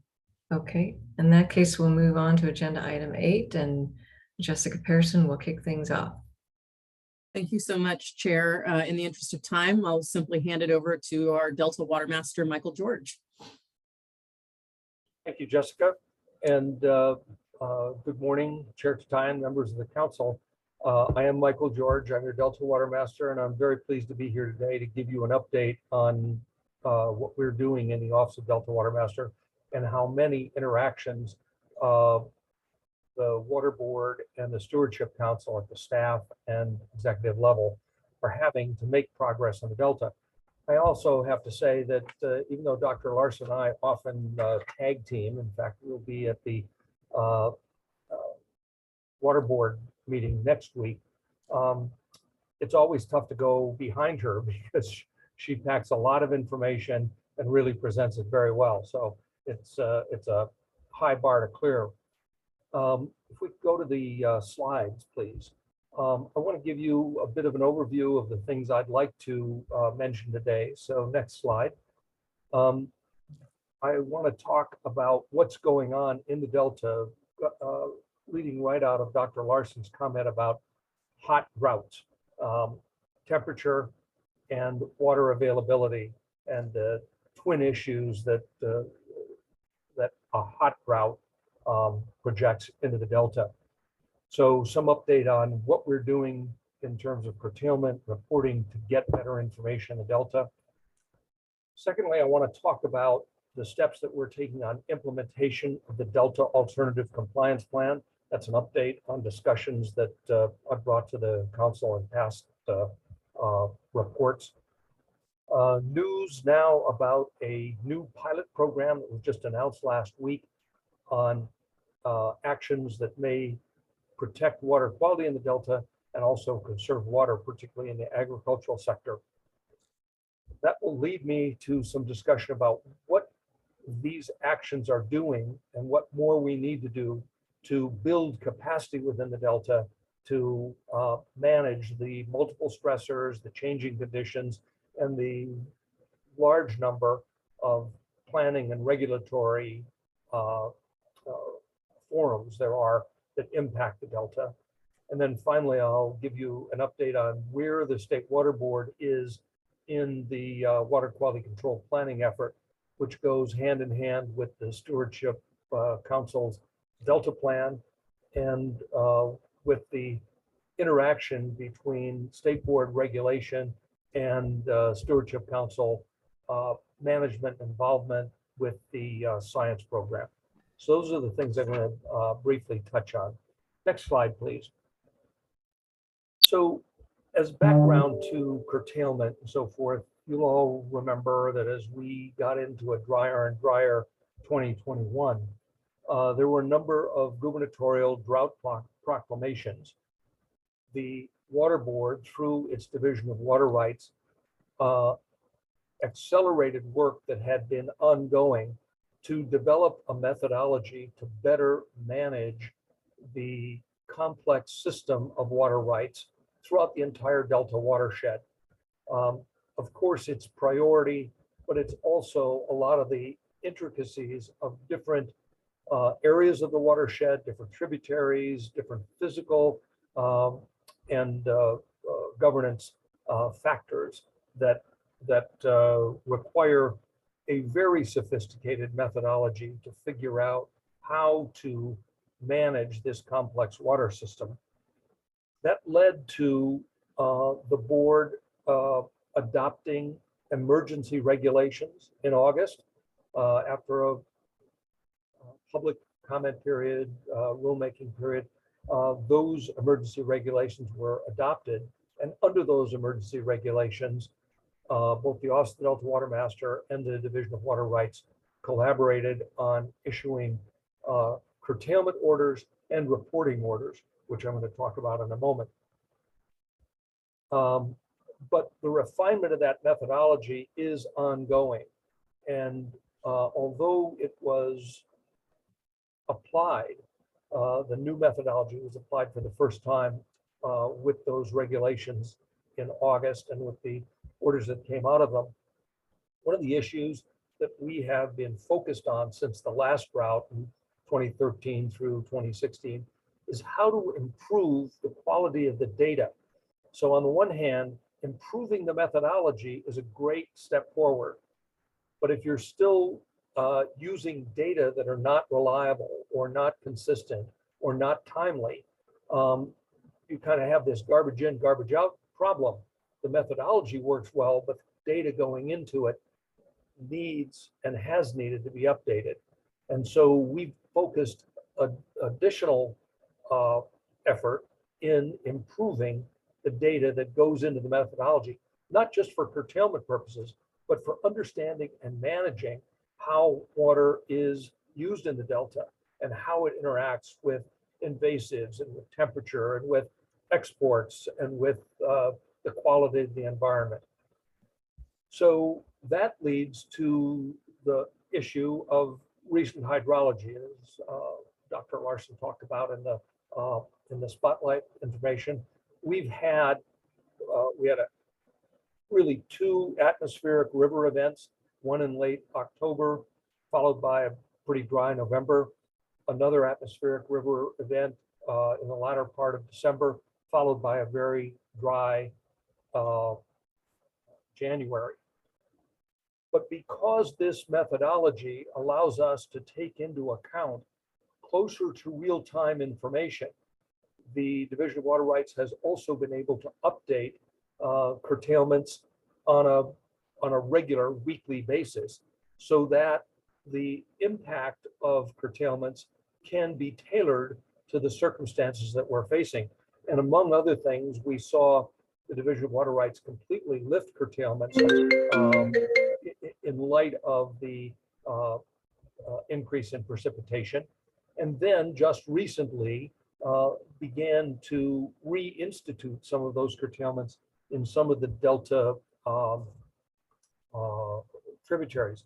For instance, the week of the 18th, curtailments were reimposed in Puda Creek at a relatively junior priority, 1986, and in the Fresno River with a priority of 1959. And what that means is the methodology applied in those tributaries determined that there was an imbalance between supply and demand, and therefore demand had to be managed back, cut back, curtailed at a certain priority. So this methodology allows the division to take into account real-time or close to real-time information and alert users in those tributaries of the shortage and how much cutback through the priority system needs to be implemented. Just this week, again, because of continuing dry conditions, the Cache Creek was added at a priority of 1946. The Puda Creek priority went from what it was last week, 1986, all the way back to 1945. Chowchilla River was added to the list with a priority date of 1959. So anybody in Chowchilla, that tributary ultimately flowing into the Delta, anybody who had a priority junior to 1959 is currently curtailed. And in the Fresno River, the priority date, which had been 1959, was pushed all the way back to 1873. Those fairly acute impacts of the methodology and improved data from water users and improved data from the drought forecasting capabilities, both through the Department of Water Resources and NOAA, allows us to make much more acute curtailment decisions. But making those decisions also requires communicating them. And one of the most important things that came out of the emergency regulations and the orders that followed was not just the improvement in how to manage when there is a shortage, where that shortage occurs, and to announce that in pretty granular fashion, but also getting that word out quickly. So one of the things that happened in the emergency regulations was that the water board got the authority to communicate with its water users, with water users in the entire watershed, indeed the entire state, electronically. So those who are in the water user community are now required and have been quite responsible about checking the website and subscribing to the push email subscription lists.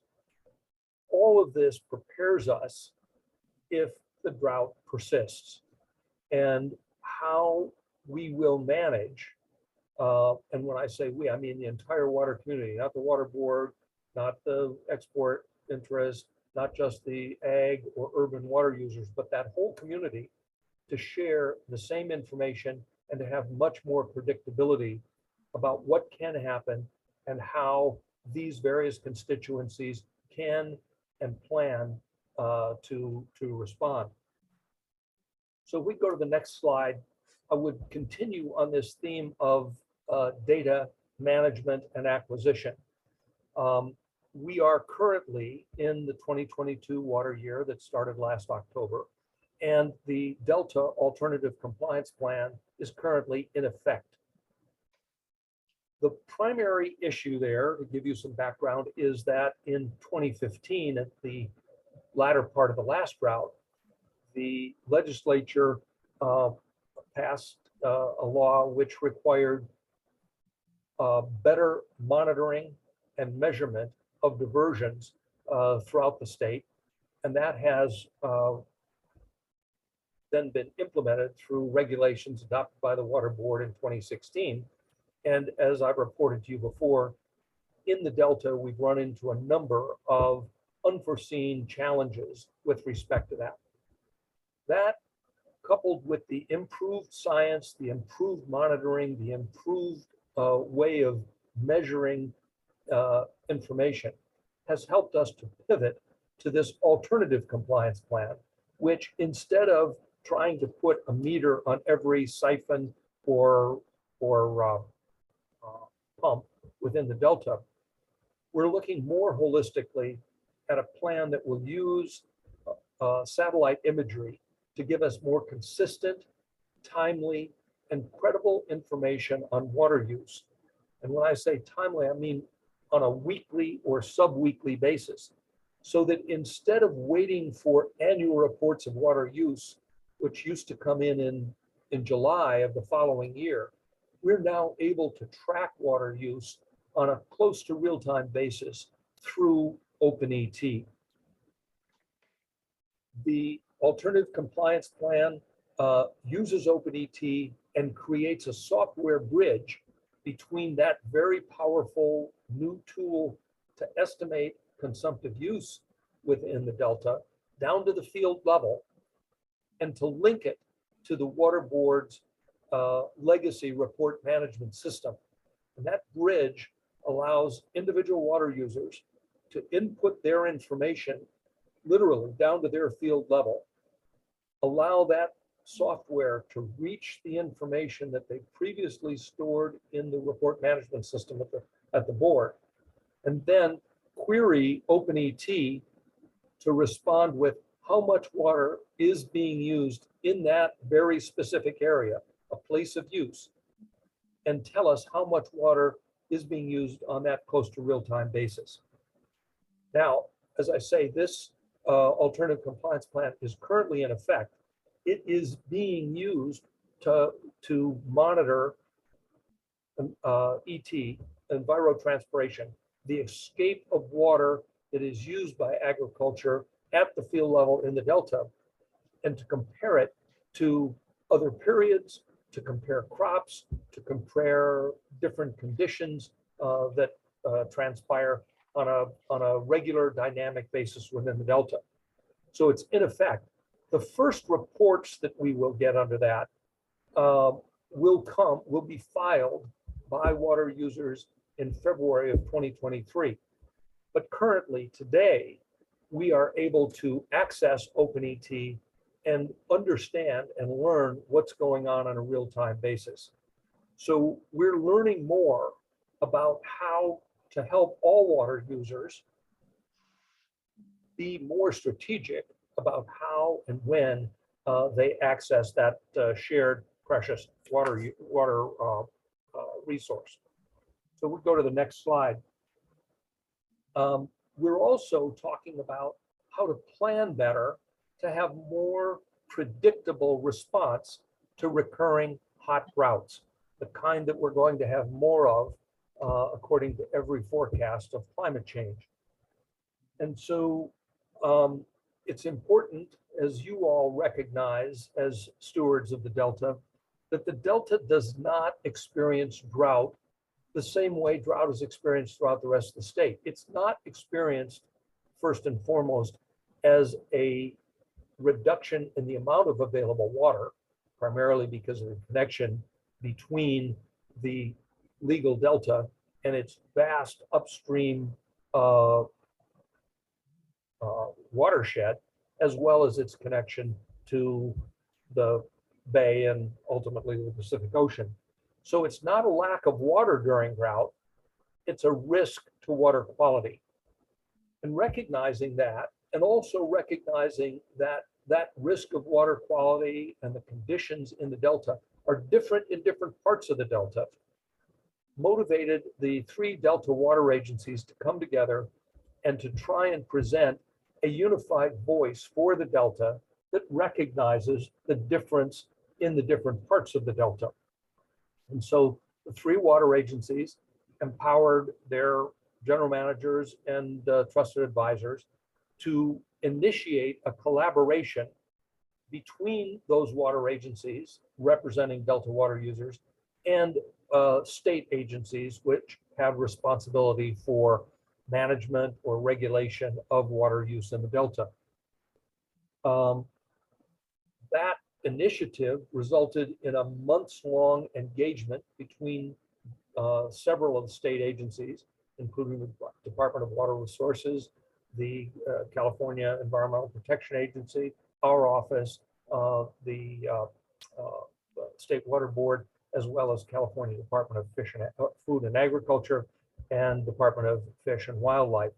So this collaborative effort resulted in a proposed pilot program because once again, we recognized that taking effective action in the Delta when drought happens depends on planning ahead of time, not emergency response. So the idea was to develop a grant program for the current water year, which follows obviously 2 dry years and depleted storage amounts. And so in light of that risk, we developed a collaborative approach to piloting experiments in actions that could be taken in the Delta that would both conserve water and also protect water quality in the Delta. So after that development effort, the state agencies entered into a interagency agreement to empower the Delta Conservancy to actually manage this program. And that program was launched on the Conservancy's website last Tuesday, the 18th of January. And it challenges water users in the Delta to propose actions that they think would have positive effects in managing during a drought, primarily to manage the extent of consumptive use by crops and to protect the Delta from salinity intrusion. Importantly, all the agencies, the Delta water agencies and the state agencies, agreed that these efforts should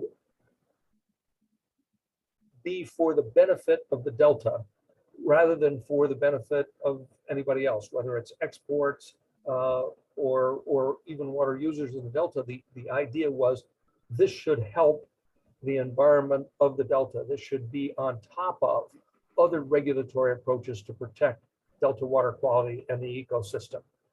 And so we've now got a number of applications in response to this program. I'm a member of the selection committee. We met with the first batch of applications last Friday. We'll review those applications at our meeting tomorrow and ultimately begin on a rolling basis to make grants, to induce these actions, and to create a mechanism, primarily using OpenET, but augmented with a ground truthing program managed under contract between the Department of Water Resources and the University of California at Davis. We hope through this process to learn a lot more about how these agencies in the Delta, as representatives of individual water users, and the state agencies can learn from this process together, have credible data that they can both rely on in developing programs that will be more predictable in terms of response for future or persistent droughts.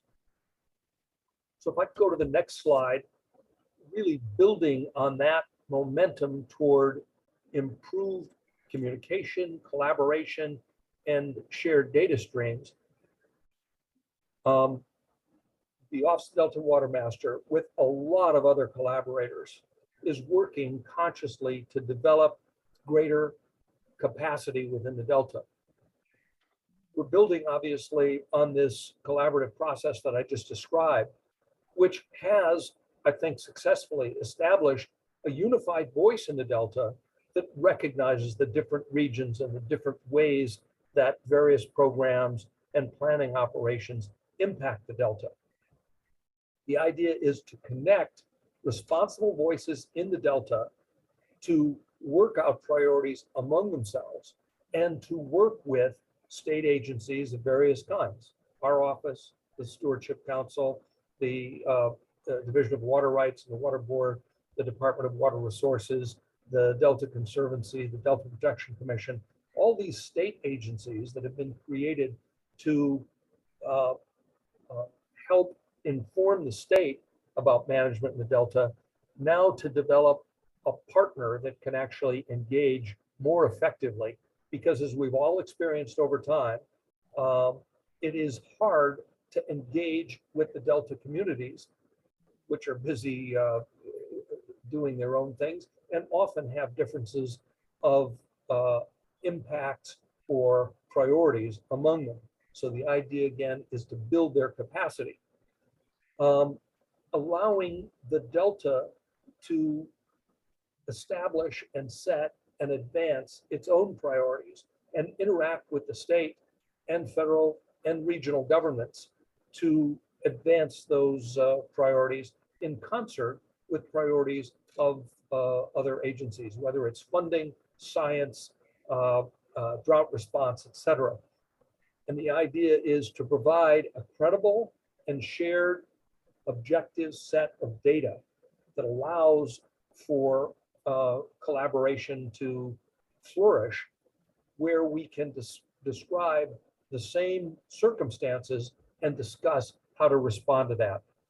Importantly within that is the ability of the Delta to develop capacity to write grant proposals, to administer grants, and to comply with the requirements of those grants, to report under those grants. So this pilot program that I talked about before is kind of a training wheels opportunity for the Delta, because one of the things that we have all recognized over time is setting aside the state support for the levy program. When there are bond issues or other state or federal financing, much as we're seeing now in the federal infrastructure bill or the governor's resilience portfolio, backed up by the governor's 2021 budget, the adopted budget, as well as the governor's proposal for 2022. There's a lot of money out there, but the Delta has never been effective in competing for that money to do projects within the Delta that would be multi-benefit projects. So part of this capacity building is to see if the Delta itself can organize itself, not top down from the state, suggesting what should be done or setting the priorities, whether it's for restoration or flows or other things, but to have the Delta be able to compete for some of the grants that Dr. Larson talked about, or others that are infrastructure grants that are coming down. So this is a new initiative that I want to continue to work with the Stewardship Council and others to build this capacity and to be responsive to the Delta communities, much as your social science initiative is showing the progress that was reported earlier in the meeting. So I want to stop there for a moment before I go on to the other big issue that I want to report with respect to this water board's actions, which have to do with water quality control planning and the many places at which that water quality control planning interact with the Stewardship Council's Delta plan. But let me take a breath there in case there are questions about any of these specific initiatives or actions that we're trying to advance within the Office of Delta Water Master. So I'll pause just for a moment before going on. Madam Chair. Yes, Don. Yeah, not so much the question, just to follow on to what Michael was talking about just a moment ago on the grant program. It's been open just now for a week and a day, and as reported at the Conservancy meeting yesterday, more than 30 applications already, and obviously Michael, you'll be a part of the review committee, but my understanding is just generally that there are a number of very solid proposals, and I think the fact that obviously there are dollars set aside in that program to work with the applicants a large part, I trust their farmers, but there may be other entities that look to provide conservation strategies and efforts that'll obviously impact delta water flow and certainly quality. But want to thank you for your work, and certainly your report, like always, is very thorough, and you cover a lot of ground in a short amount of time. But yeah, I think it's exciting, and I know that we're trying to get the word out. And as I understand, I think you said it, Michael, but it's there's not a closure deadline. Obviously, the money is finite, but that it'll be an ongoing application period. Certainly looking to this upcoming season, and the fact that we're still in a drought, and that was reported on earlier. But so there's some real opportunity, and getting the word out to farmers and others in the Delta is important. But I think words travel very quickly. So anyway, looking forward to what comes out of that. Thanks. Yeah, thank you for that word, or Councilmember Natali. It's exciting. You put a program out there and you don't know how quickly people respond, whether they'll respond, how effective the outreach is going to be, how much money will go how far. And I really think that one of the things we're seeing in 30 applications in the first week and a half is that this collaborative effort has brought a lot. There's a lot of information out there, so that when this program left the gates, and we respected the fact that we were late in getting it out. We had originally hoped to roll this program out in October, and we knew that every day that went by, farmers are making decisions and if you make one decision, it forecloses another decision. But there was enough momentum based on this, months-long dialogue that, the proof's in the pudding, and getting 30 applications in the first week is really good. And we are doing, as you say, we're reviewing these applications, and we will, I'm confident, offer some grants to some of the applications that we got last week, and we'll be doing this on a rolling basis. The program is funded at about $8 million. We think we will have enrolled acres in the program around 8,000 or 9,000 acres spread hopefully throughout the Delta, so that we capture data that says, for instance, how the same action taken in two very different places can have different impacts. Those are data that we need in order to develop a long-term predictable dry year response. So I'm really excited about it. I think it is an example of where the Delta water users coming together, kind of anointing spokespeople who are responsible, who can provide a way for the state to interact with the Delta on a constructive basis. That dialogue has led a long way, and I think it's promising for the future. Michael, I just would say too that it's not just fallowing acreage. It could be you're changing, rotating in crops. It could be irrigation strategies, any number of, I guess, combinations, and certainly leaving it to the applicants to propose. But it's not just taking. I'm unable to hear. I'm sorry. Oh, okay, good. I thought it was me. No, I maybe I'm just away from the microphone. I was going to say it's not just fallowing acreage, though. It's either maybe different crop rotation, different seasonal aspects to the crops that are planted and harvested, maybe some irrigation strategies as well. So it can be a combination of things, but obviously there's compensation for doing so. And I think, as you said, tracking the data over time will be certainly over this over this current year, but over time I think will lend itself to hopefully improved outcomes for all involved, but certainly for the Delta water quality and as well. So thanks, Michael. And you make a good point that it's not about fallowing. It's not about stopping agriculture. In fact, one of the things that we're saying, we don't want bare ground out there. Even if we're going to try and reduce water use by going to a less intensive crop, we want to have a cover crop, or at least leave stubble there, because we know that the health of Delta soils depends on keeping roots in the soil.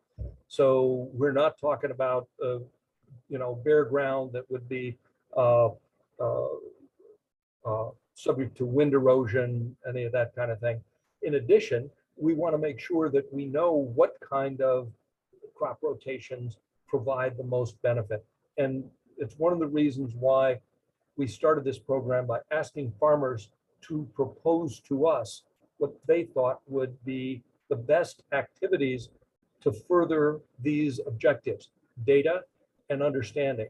And that's a lot of what we're getting in these applications. I'm quite pleased with it. Great. Thank you, Madam Chair. Thanks, Michael. Okay. So if Any we go other- back to the slides, I'd go to the last one, which is about the status of where the water board is on water quality control planning. As you're all aware, this is has been a multi-year process. The state board adopted a revision to the water quality control plan for the portion of the Delta watershed on the San Joaquin side and salinity objectives in the Southern Delta. They did that in late 2018. And before they went to the second phase, which was the Sacramento side of the watershed and the northern and central part of the Delta, there were proposals for voluntary agreements to implement that water quality control plan in lieu of the water board's full natural flow approach to increasing flows in the Delta as a way in the Delta watershed as a way of improving and protecting the ecology. So there's been a long period of time at which there's been negotiation over what could be done in lieu of forfeiting or contributing water into that full natural flow regime. What kinds of infrastructure development, what kinds of water management techniques could be done. But as you know, in October, the secretaries of the Department of Natural Resources, Food and Agriculture, and Cal EPA all decided that the voluntary agreement process had not developed traction in the San Joaquin part of the watershed. And so in December, the water board instructed staff, including the off-Delta water master, to focus on implementation of the water quality control plan, leaving room for voluntary agreements if they should happen, but pursuing the implementation either through a program of water rights administration, potentially adjudication or individual water rights decisions, or alternatively, potentially through a regulatory action that would have broader impact. So staff is currently working under that direction from the water board, and you should stay tuned for some time in the spring of 2022 for drafts to come forward, both on the San Joaquin side and on the Sacramento River side, with the idea that there'll be public comment periods, opportunities for testing the science and the insight that goes into these plans, to propose alternatives, to further inform the board, but that those processes are moving forward and are likely to result in proposals, final proposals after that public vetting period, being presented for board consideration sometime potentially in the early fall of 2022. Obviously, that's going to be informed by a lot of processes that are ongoing. And a number of those processes involve members of the water board, members of the council, senior staff at both places. There are quarterly meetings now between the chair and senior staff of the water board and the council, and between senior staff members. In fact, we had the most recent of those meetings yesterday, which was chaired by Jessica, but involved not only my office, but several members of the Division of Water Rights, where we intersect most directly, share information, talk about what's going on and how we can collaborate.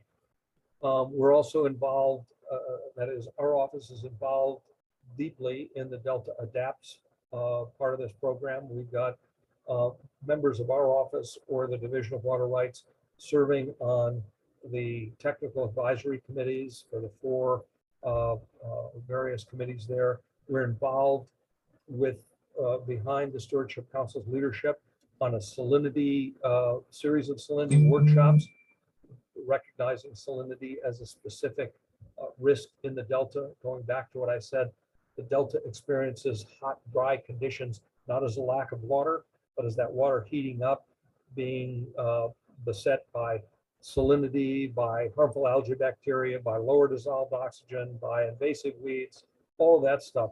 So we're working behind the council's leadership on that salinity planning workshop. And we're also dipping into a lot of the science action agenda and a lot of the things that Dr. Larson described as the scientific basis for regulatory actions by the Water Board. So I want to particularly call out the council staff led by Louise Conrad for an outstanding report that was delivered yesterday. Well, actually, it was delivered before yesterday, but highlighted in yesterday's CSAMP program, the Collaborative Science Adaptive Management Program. That report by under Louise's leadership with a large team is the first really comprehensive analysis of the existing environmental monitoring programs in the Delta, which is the phase one of deciding now, this is what we're doing, this is how it's paid for, this is what we've learned, this is the value of the ongoing data sets. Phase two is going to be outreach. What more do we need to do? How should we morph this? How can we make it better? Leading toward a phase three, proposals to improve that Delta-wide monitoring program and involving the interagency ecological program, the Water Board, the scientific basis analysis, the Stewardship Council's planning efforts, the ongoing planning efforts, including the interim operations plan for the export projects. And really, this is the kind of scientific, rigorous leadership that the Stewardship Council fosters and that the rest of us key off of and work through. And as I say, that was a really outstanding piece of work presented yesterday to CSAMP. And with that, Chair Tatayan, I'm finished with my report to you. And the next slide is just for questions. Thank you, Michael. And Water Master Michael George. I don't have a question, Michael. I am just really excited about the pilot project, the OpenET, the idea that the region will itself be communicating priorities that they have worked through directly to the state of California and to others. You know, I do have a question. I'm curious on the OpenET. Would council members or general public be able to access the OpenET portal or website and see progress or data, or it's open to the public? Absolutely, that's the point of OpenET. Yeah. It is open source data, accessible to anyone.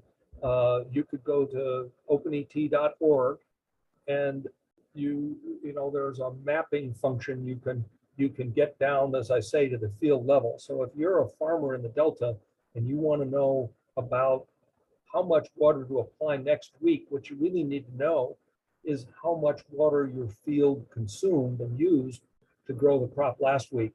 Irrigation is essentially replacing the water that the plant has used so that there's available water for the plant to use going forward. So yes, it's accessible. You can read about it. But I also want to say that the pilot program announced last week, which relies on OpenET to measure the effect of proposed actions, could not have happened if we hadn't led with the alternative compliance plan because that was Delta water user led. They helped pay for it. They were technical advisors on it. And over the period of 5 years, there was developed a lot of credibility and understanding of why OpenET made sense, how it could be used.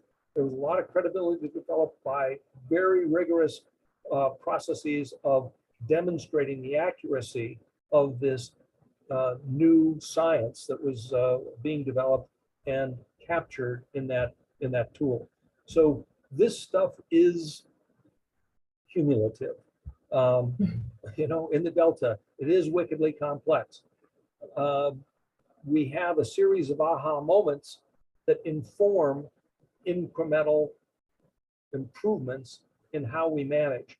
And those incremental improvements in how we manage depend importantly on bringing all the constituents along on a regular basis. So I appreciate the question and the opportunity to bloviate a little bit more about one of my favorite subjects.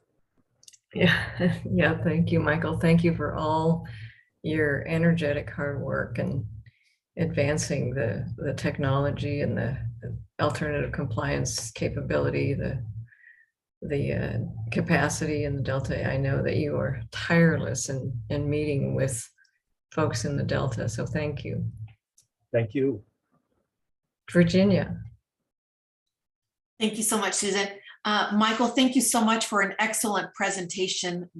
Thoroughly enjoyed that and just love your energy and your passion for your work. It's quite evident. Just a quick question with regard to how you cast your net in working with farmers. Do you have a developed list already of key stakeholders, in this case, farmers that you already work with? And are there any perhaps other strategies that you're implementing to ensure that you're casting a wide enough net to ensure that we are including as many farmers as we possibly can in your process? So great question. And that is, you know, one of the big challenges. And that's one of the reasons why I'm so pleased. You never know how well the outreach is going until you see the applications come in. But I would say that that there are tiers of organizations through which farmers gather information on issues that go beyond just their field, whether they're talking about water use or you know, what's latest in pesticides, or how do we collaborate on keeping the levees up and so forth. So I would say that the most effective first line of communication is through the 3 Delta water agencies. The North Delta Water Agency, which basically is Yolo, Solano, and Sacramento counties, Central and South Delta Water Agencies, which are Alameda and San Joaquin counties. Each of those agencies has an elected board. Each of those agencies assesses all the acreage in their area. So there's a pretty tight connection between farmers and their representatives on those boards. So that's one thing that I do. I go to most of those board meetings personally.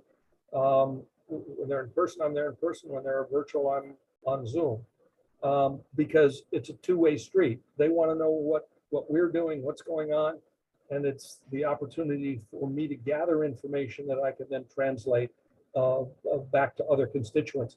And interestingly, those 3 Delta water agencies are the ones who came together and said, we need to unify our voice in order to be effective. And so that's the first tier. Below that are the reclamation districts. I don't mean below that from a governance standpoint, but every island has a reclamation district that is essentially the way farmers within that island cooperate to maintain and manage their levee protections. In addition, there's the county farm bureaus. But I would say on those 3 boards, there are 15 farmers elected by their constituents, and they're extremely well connected in their farming communities. And they've been the most effective at getting this word out and getting other words out and bringing constituents along so that a farmer is much less likely to pick up the phone and call the Austin Delta Watermaster than they are to call their representative on the water agency board. So that's been the primary outreach mechanism. I will say, however, that it is important to go beyond the landowners who are represented on these agencies, because obviously those agencies are funded through assessments, and it is the landowners that pay those assessments. So there's a very tight connection there. But going beyond that to the communities of interest, whether they're farm workers who don't own land, or they're tenant farmers who work with the landowners, or whether it is people like the Metropolitan Water District that manage 4 critically important located islands in the Delta. So you're quite right that it takes a lot of outreach to a lot of different constituencies. And I've been pleased to work with Dr. Rudnick on some of the outreach for community engagement, identifying landowners who can come and help to inform some of the adaptation strategies and so forth. So it's a complex place, and it's a multi-pronged approach to maintaining or gaining connection and credibility with all those communities. No question. Thank you so much, Michael. Appreciate that. Thank you for the question. Any Chair other Katayan, questions? as usual, I've taken more time than allotted. I appreciate your patience and look forward to being back with updates next time. Thank you, Michael. No, we're awful lot going on. Hard to encapsulate it in yellow. Is there public comment on this item? Yes, Madam Chair. We have Deirdre Desjardins. Thank you, Deirdre Desjardins with California Water Research, and I wanted to commend the Delta Water Master and the Water Board. I mean, it's just amazing what they've been doing. I did want to raise an issue. So on the CalFed Ops call yesterday, there's a monthly call with DWR and Reclamation and the fish agencies about the operations. Dante Nomolini Sr. was on the call, and he said, what exceedance probability, what forecast are you using for your operations? Because we're concerned that you don't run out of water to meet in Oroville to meet the water quality control plan standards, as happened last year. And the DWR person who was on the call didn't know the answer. I spoke up. I did know the answer, but only because I had dug up the documentation for how they do their allocation decisions online and had asked John Lehigh questions about it in the water fix hearing. And it really is, something's broken if you have to get this information through cross-examination of the operators. I mean, this allocation decision and how they're managing storage is something that I think needs to be fully transparent, and it's a kind of discussion that needs to happen with all the stakeholders. Is how are you doing? How are you fixing your forecast for runoff this year? There's also issues in the water fix hearing. It came out, I did it on cross-examination of the operators, that they were using a 50-year record to do their snow forecasts, and they're using linear regressions based on the 50-year record. Back in 2016, I went, oh, that's going to be a problem. And stakeholders have said that DWR's linear regression were embarrassingly outdated, and it really hit.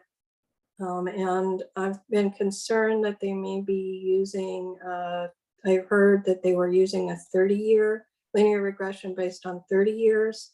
And if so, we would expect that to potentially have errors, not as bad, but still be significantly off for this year because the climate has changed so much. So these are issues I'm raising. I was gonna send a letter to the chief operator and ask them to confirm their allocation procedure. And I'll be CCing the council on this. So thank you. Thank you for that comment. Let me say, first of all, it was valuable for you to be able to provide that information on the call yesterday. As you know, I was on the call as well. Dante Namalini, who raised the question that led to your comment, obviously is one of the key constituents for our office. Work incredibly closely with Dante. I will say, however, that I think that forum was the wrong forum for the question. It is a CalFed ops call, and you had operators there, and it is not surprising to me that guys like Mike Ford, who tried to answer that question, are not familiar with the methods and the regression analysis, and whether it's a 50-year or a 30-year history for that. I think we get a lot of information in that monthly CalFed ops call about what's happening, what are the pumping restrictions, what's controlling, how much water is being released from the various reservoirs, all of that operating information. And I think the difficulty yesterday in responding to Dante's question was that it was kind of asked to the wrong people. So I thought it was great, Deirdre, that you were on and were able to provide that information. But I personally was not upset that the operators who were on that call and had provided a lot of information throughout the course of the meeting were not familiar enough to answer the question. Now, on the other hand, the question that Dante really talked about was not about what's going to happen this year with respect to water quality in the Delta based on how hydrology unfolds. Dante is very consistent about saying, how are we planning for multiple years of drought? What will we do different, or how will we respond differently to managing storage this year going into next year, so we don't get back into the circumstances that we found ourselves in 2021, where we both were at heightened risk of salinity intrusion and where temperature management resulted, the inability to manage temperatures late in the season resulted in very non-productive spawning. We got a lot of spawners back, but then the temperatures were too high. So I think part of the issue here is making sure that we're doing exactly what you've done, Deirdre, is try to go to the right source, find the right pew in the church to get the information that you need answered. So I appreciate the question. Thank you.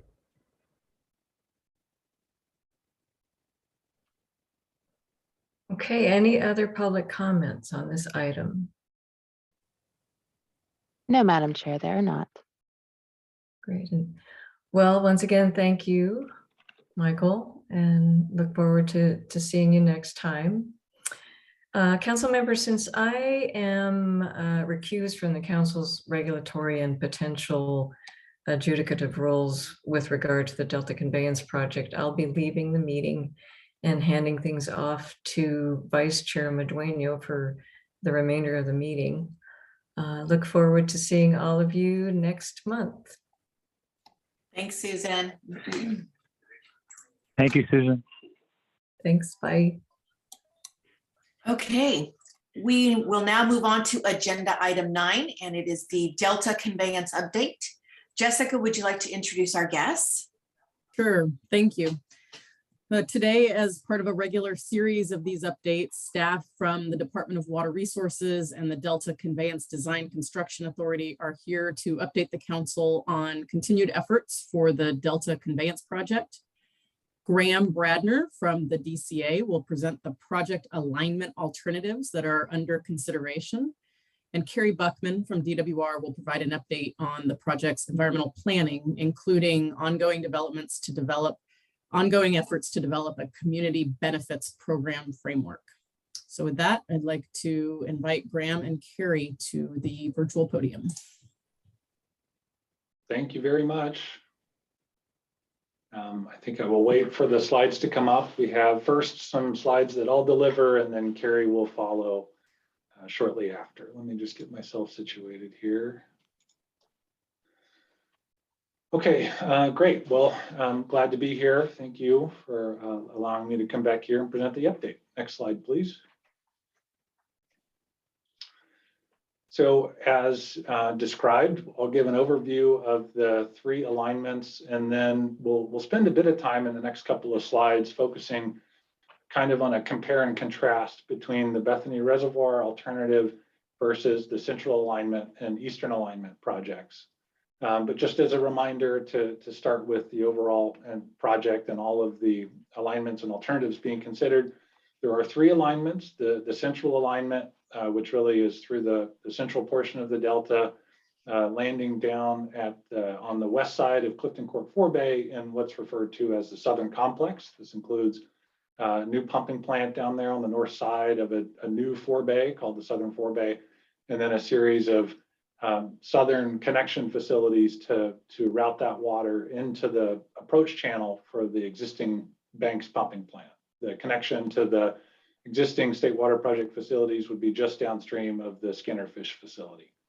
The eastern alignment has a similar termination point, but follows generally a more easterly route, kind of hugging the margins of the delta.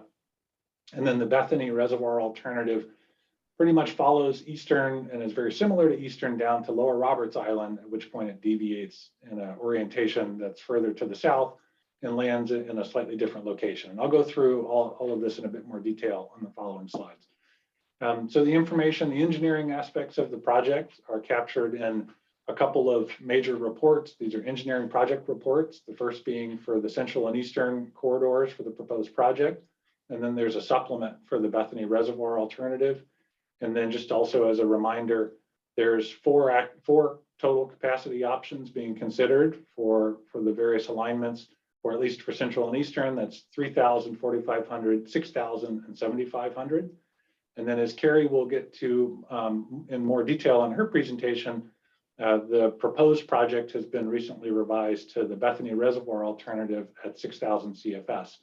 Hence the reason that in the next couple of slides, we're going to do a bit of compare and contrast to make sure everyone understands the distinctions between the Bethany alternative and central and eastern.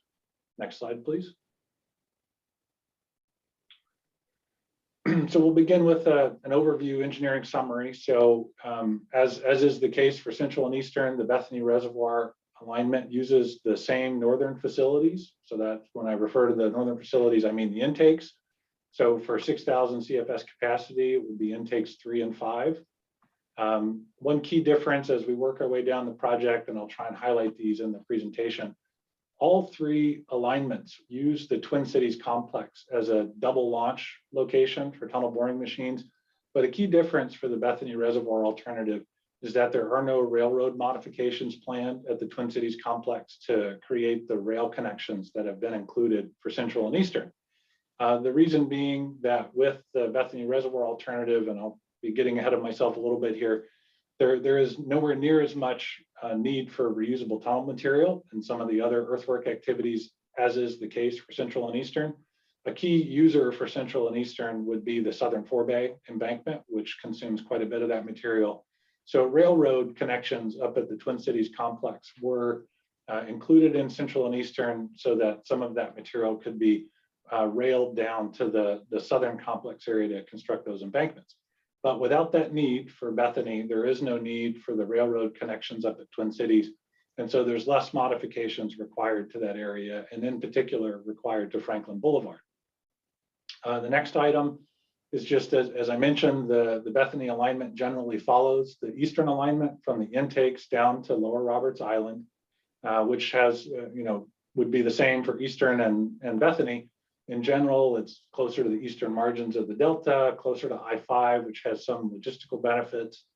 The ground elevations are generally higher along the eastern and Bethany alignments, at least for significant portions, which enable the shaft pad elevations to be a little bit lower in elevation. So there's less overall fill heights. The tops of the shafts themselves are a little bit lower in terms of height above existing ground. So there's a couple of impacts there associated with higher natural ground elevations. Also being along portions of the eastern margin, there's generally better shallow ground conditions, at least in some areas. So we're outside of some of the thicker peat deposits that are encountered within the central part of the Delta. Looking at tunneling distances, the Bethany Reservoir alignment has a total tunneling distance of 44.6 miles. That compares to Central, which has the least at 42.9 miles, and Eastern, which has the most at 45.6 miles. So it's kind of just in between.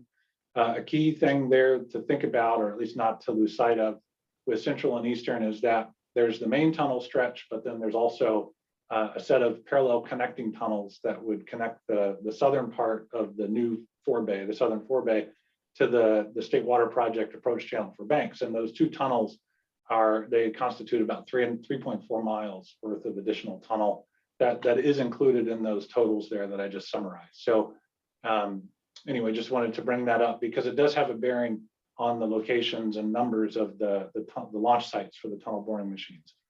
So for the Bethany Reservoir alternative, there are 2 tunnel boring machine launch sites, and that's to complete the entire tunnel drive.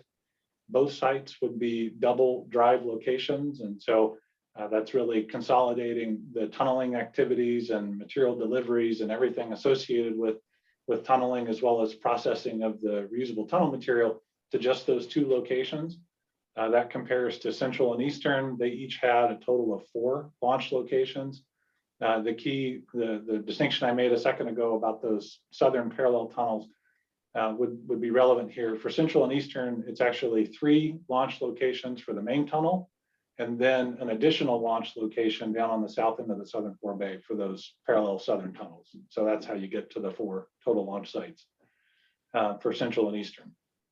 And then another distinguishing factor for the Bethany Reservoir alternative is that it does require an additional 3 miles of aqueduct pipeline. These are 15-foot diameter pipelines to convey the discharge or convey the water up to directly to Bethany Reservoir and discharge that water into the reservoir through a new dedicated discharge structure. Next slide, please. So now we'll focus on the area where a lot of the differences tend to daylight on the Bethany alternative. So as I mentioned, the tunnel now shown in orange would be the general alignment for the Bethany alternative versus the other shades of purple for Central and Eastern. So the tunnel would terminate at a different location compared to Central and Eastern. In this case, it terminates on the south side of Byron Highway, very close to the federal facilities and very close to the federal pumping plant, the Jones pumping plant there. The plan for this alternative would be to deliver the water directly to Bethany Reservoir through a new pumping plant and discharge structure. A key difference here is that, yeah, there is a new pumping plant included in Central and Eastern as well, but that pumping plant is only necessary to lift the water out of the tunnel and put it into the southern forebay, where it flows by gravity into the existing State Water Project facilities and approach channel, and would still rely on using the Banks pumping plant to lift that water up into Bethany Reservoir. So with the Bethany alternative, the new pumping plant would not only lift the water out of the tunnel, but would also be responsible for delivering that water directly up to the pumping plant. Another key distinction with the Bethany Reservoir alternative is there's generally minimal use of the reusable tunnel material within the project.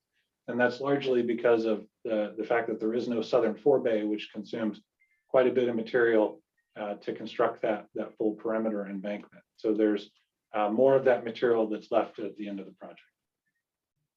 Next slide, please. So this is a render of the Bethany pumping plant site. So just for getting oriented here, you see the Tracy substation down on the bottom there. So that's the substation that's immediately to the east of the Jones pumping plant. So if you kind of envision north is shooting off the page kind of in the upper left-hand corner. So the surge basin that's identified there would be on the north end of the site, and that would, you see the reception shaft that's called out there. That would be the reception shaft, the terminating reception shaft for the main tunnel, and then a surge basin that's needed to address and manage any surge that could occur within the main tunnel in the event of an anticipated shutdown. The pumping plant itself is a below grade pumping plant, so there's not a lot of above grade structures beyond the electrical buildings and storage buildings that you see there, the new electrical substation. And then you see a few additional surge tanks. Those are associated with managing surge within the aqueduct pipelines that extend kind of off to the right-hand side of the page and follow a route up to Bethany Reservoir. Next slide, please. So now we look at the aqueduct route from the pumping plant area. You can see the call out for the pump station and surge relief basin. So the aqueducts are parallel 15-foot diameter pipelines.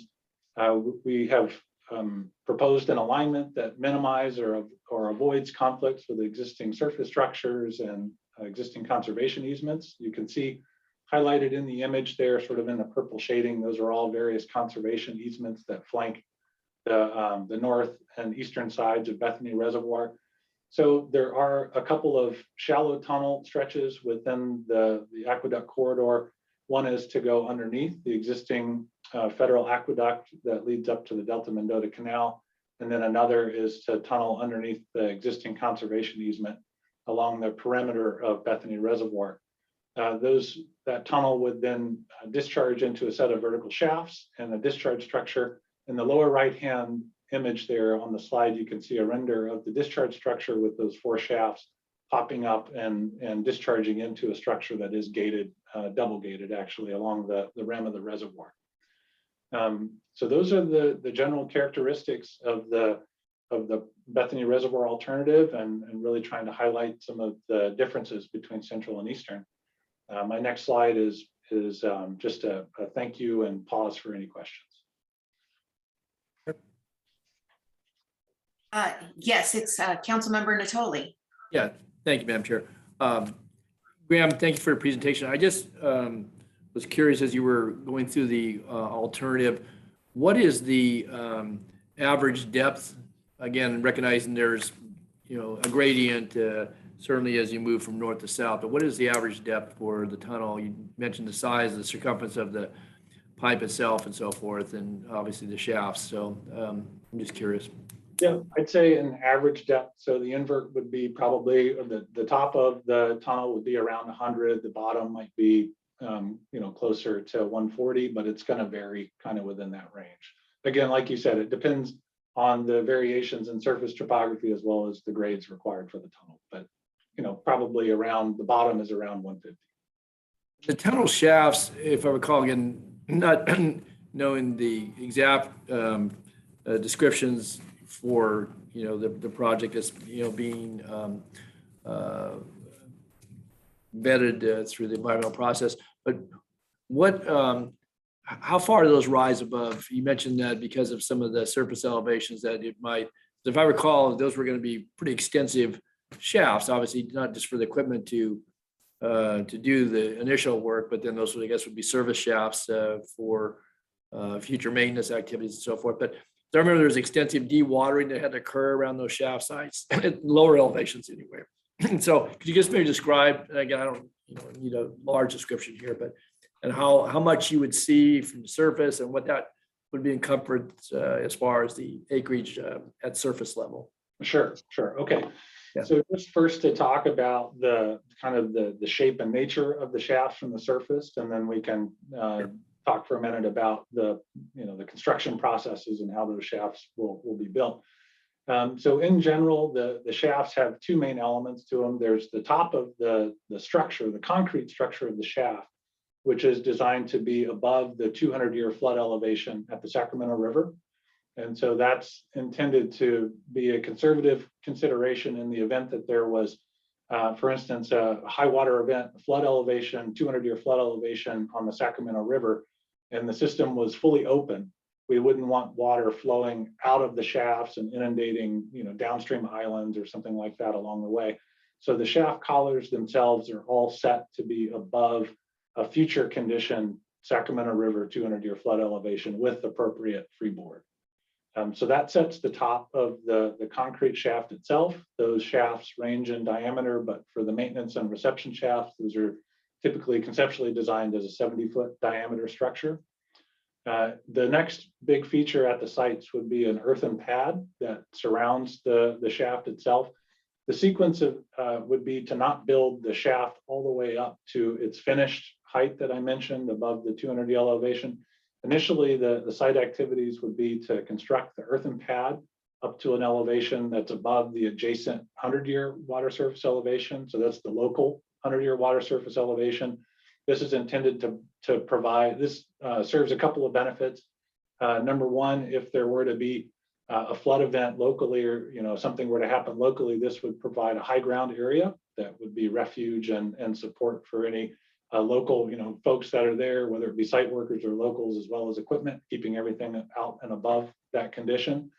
It also allows for construction of the shaft, which is similar to but different to cutoff wall construction that you're probably more familiar with levee projects.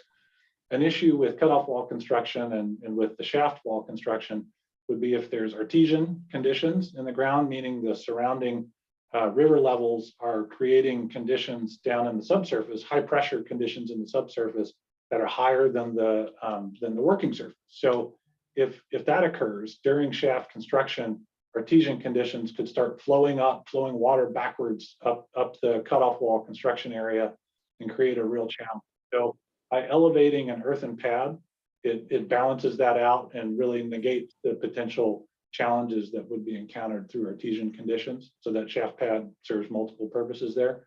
In total, the site acreages are between 5 and 10 acres for the maintenance and reception shafts. Not all of that is associated with the pad itself. The pad is a portion of that, but then there's also laydown yards on the down at ground level. There's space for parking and equipment, which all would get cleared out after construction and pretty much preserved to just a general parking area with a fenced-in surrounding area. You mentioned dewatering as an aspect of the project. The way that the shafts would be constructed is initially the pad is built, the earth pad is built, then the walls of the shaft are constructed, working their way around. None of that requires any dewatering for construction of that. Then the point at which then they start excavating down inside the shaft, excavating soil inside the shaft, at which point that's all happening inside the limits of the perimeter walls. And then once they get all of that material excavated out of the shaft, there's a very thick concrete trimming plug that's poured in the bottom of that shaft to seal it all the way around. So there would be no external dewatering expected as part of construction. Thank you for taking the time to go in a little more detail. So if I just use the Twin Cities Road area, because I think you have 10 or 11 shafts throughout maybe it's less than that now, but at the Twin Cities where you take into the 200-year flood elevation, and you calculate the freeboard and so forth, you're at 22 feet at surface, again, using general terms here. So you have a pad that will be probably 25 foot higher than surrounding properties. Could be more or less, I guess, depending upon where the exact sites are. But is that inaccurate? Yeah, you're on the right. You're heading down the right path. I can give you more exact dimensions for that location. Okay. So the natural ground, let's just round it around, say 10 or 12, elevation 10 or 12, and the location of the shaft pad. That's pretty accurate. And then so that's the ground elevation at the location of the shaft. The pad itself would be about 10 feet tall, 10 or 11 feet tall to get above the local 100-year surface, which is around 20-ish. And then the concrete collar itself would be about another 10 feet tall to get up to the 200-year Sac River elevation, which is around 30. So if you envision the total structure is about 20 feet from roughly elevation 10 to roughly elevation 30. 10 of that is earthen pad and 10 of that is concrete collar. Okay, thanks. Just one other question I had regarding the spoils, and I know there's been different ideas contemplated, so forth. And at the Twin Cities site, I've read some of the documents that have been, I guess, working documents over time.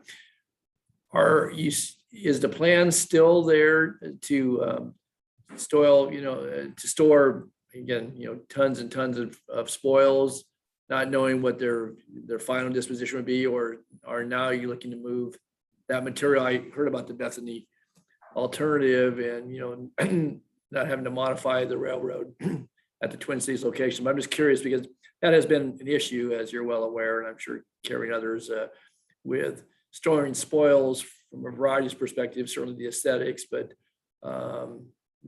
what it would put on the landscape, but also then what would be the defined reuse of that versus just kind of leaving that to some future decision. So that's my last question at this point. So the plan would still be to stockpile it on site, but there's a couple caveats there.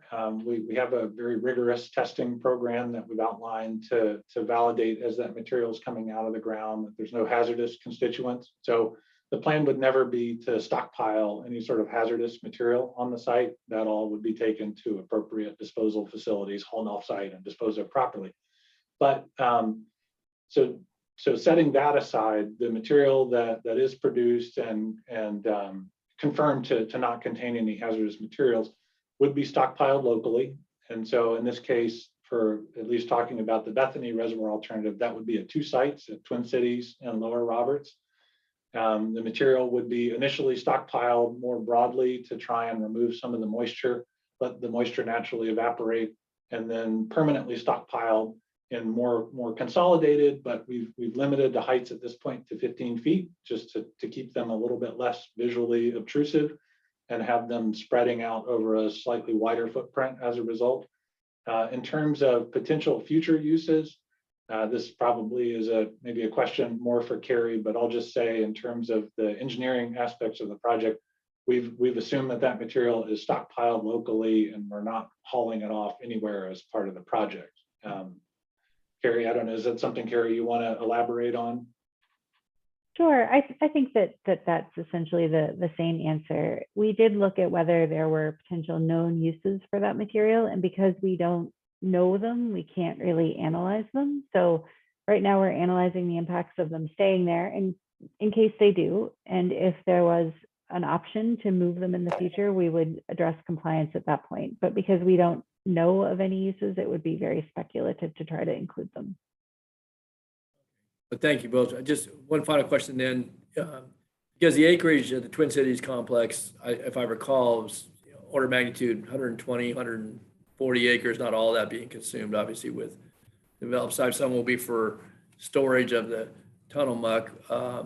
But I'm curious, what about displacement? We talk about the flood elevation there, and we have had flooding localized, both not from the Sacramento River, right? So I want to make that clear, but largely from Cosumnes, McCollum, backup, and some from the Morrison Creek watershed that comes down from the north, which all ends up there in the Franklin Pond and Point Pleasant area, and certainly puts pressures on levees in the Thornton area and Tyler Island and such. But if you take that portion of property and displace what would be, in the event that there were a flood event, how is that being addressed in your environmental document? So that's a good question. You're right. It is definitely relevant to particularly the Twin Cities site. So I guess a couple of things I'll say as I get into this. The site for the temporary site footprint during construction is, I think, much larger than you indicated. It would be on the order of 500 acres plus, depending on the alternative. And there is a ring levee that's included in the conceptual design of the project. And that ring levee is just around the perimeter of the temporary footprint. The point of that facility is not to be a life safety measure for the site activities. As I mentioned, we have elevated shaft pads, and the natural ground elevations in the area actually get quite tall. As you move across the site, we're really on the fringes of some very shallow flooding. But as you mentioned, it has happened, and it has happened a few times. So the point of the ring levy is to ensure that the RTM is fully contained, that that material can't get sort of distributed and washed out all around Glanville track if there were to be a shallow flood that occurs within there.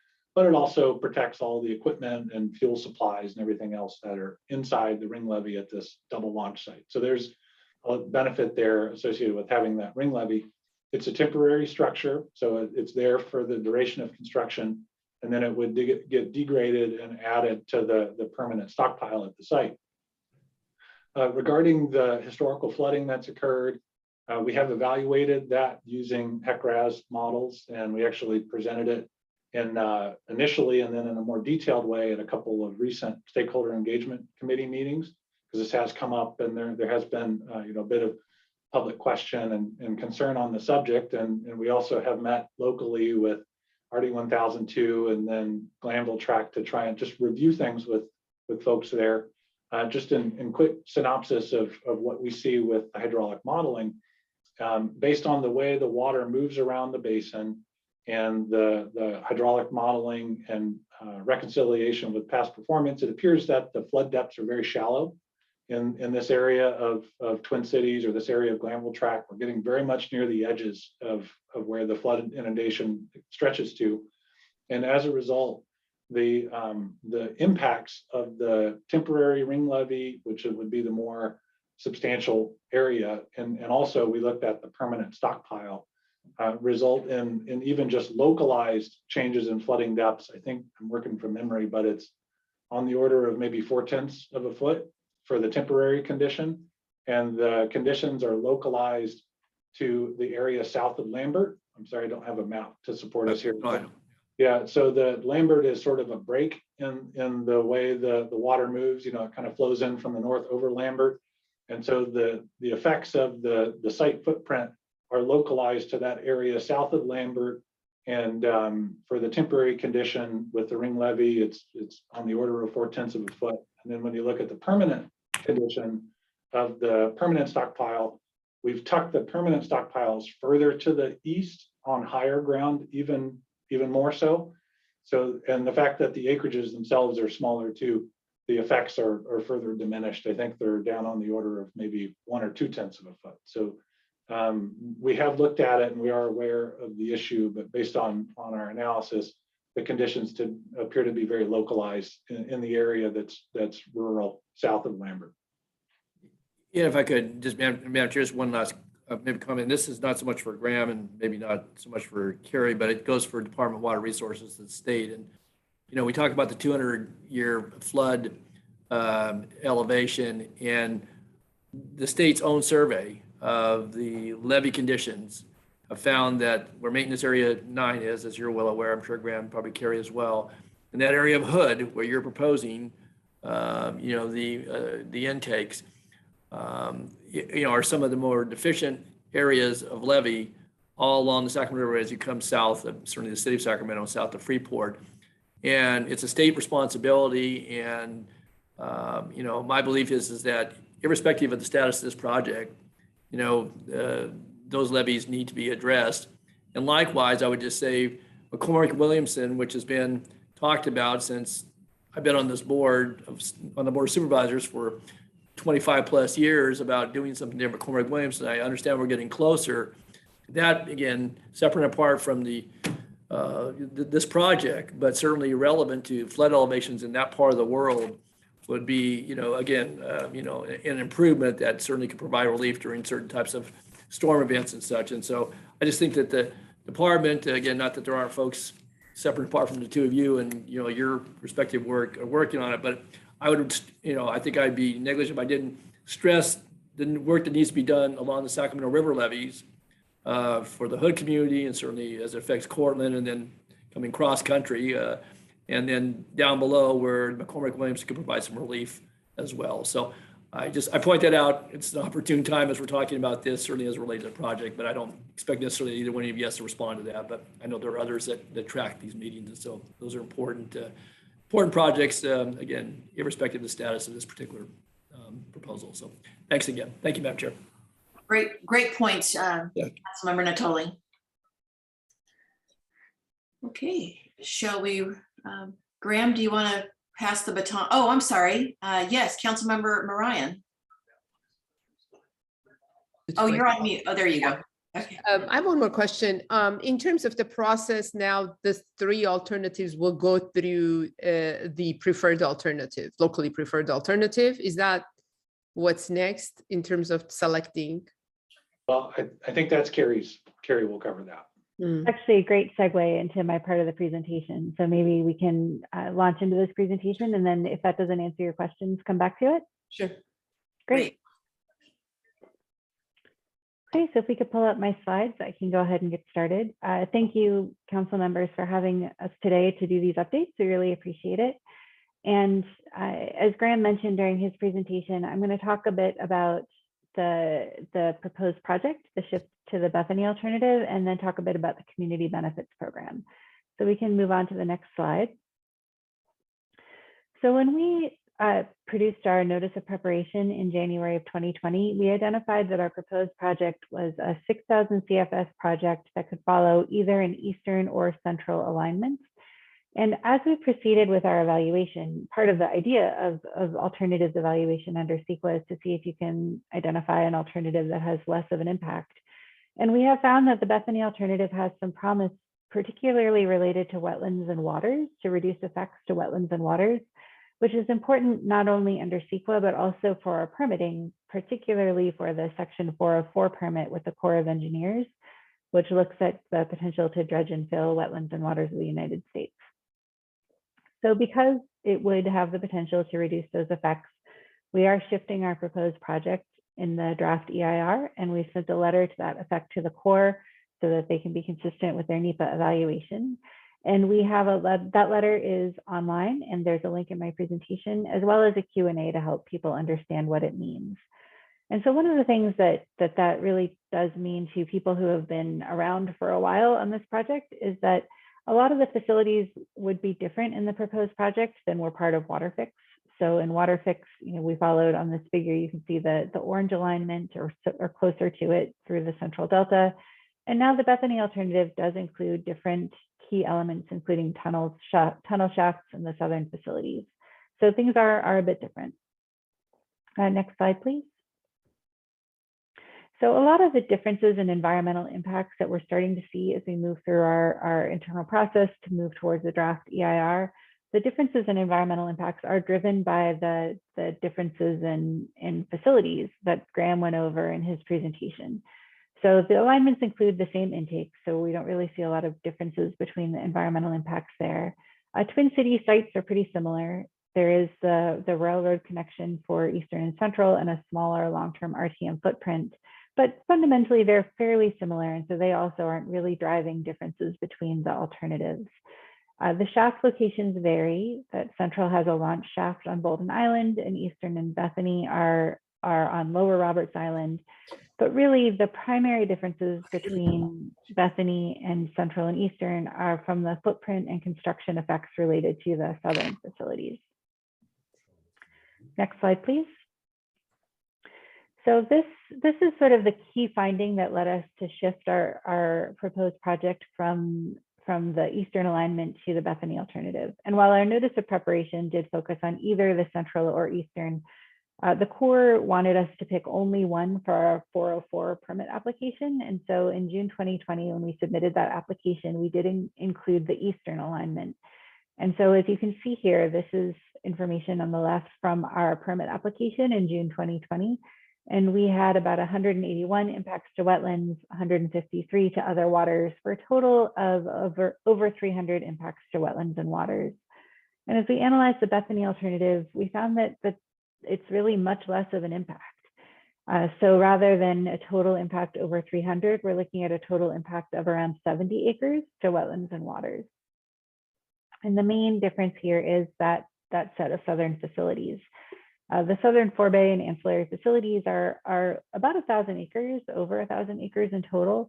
The southern forebay includes an emergency spillway into Italian Slough, and those facilities, as well as the connection facilities to the Banks approach channel, there are wetlands and waters in those areas that could be affected. And so by not having to include those facilities, we are able to reduce the impacts to wetlands and waters. And so that is the fundamental reason that we've made this shift. Next slide, please. So I wanted to just talk about what it means that we're shifting the proposed project. CEQA case law requires lead agencies to identify the current thinking about the proposed project in the draft EIR. So we have to identify what the proposed project is. But we really want to be clear that this doesn't mean that we're making a decision about which alternative to impact, or even whether or not we're implementing a project at all. This is really just our current thinking, because we have to, under CEQA, explain our current thinking. So based on the change in impact, or based on the impact differences, we think that Bethany has the potential for fewer impacts across a number of resources, most notably the wetlands and waters effects. But we understand that there could be comments during the public comment period that provide additional information. This could change as we move forward. We will not make a decision about whether to implement the project and which alternative to implement until the conclusion of the environmental review process. Additionally, primarily in CEQA documents, we do not have to analyze all of the alternatives at the same level of detail. Most documents analyze the proposed project at a greater level of detail than the other alternatives. But that's not the case in our document. We are analyzing all alternatives at the same level of detail to help in case we do want to shift later. So we will be able to, if things come up, shift back to a different alternative. So the other thing I wanted to mention here is that all of the alternatives that we're looking at include a system of dual operations where the new North Delta facilities would be operated in conjunction with the existing South Delta facilities. And this is important. We've heard some concerns that in some way, selecting the Bethany alternative would represent DWR abandoning the South Delta. And I want to be really clear that this would operate in conjunction with the South Delta in the same way that Central and Eastern alternatives would. So we would be continuing to use the Banks pumping plant and Clifton Court Forebay as a major diversion location. And in addition, we have to maintain flow and water quality standards in the Delta based on the water quality control plan. So we're legally obligated to continue those operations. Not to continue operations, to continue to meet flow and water quality standards. So next slide, please.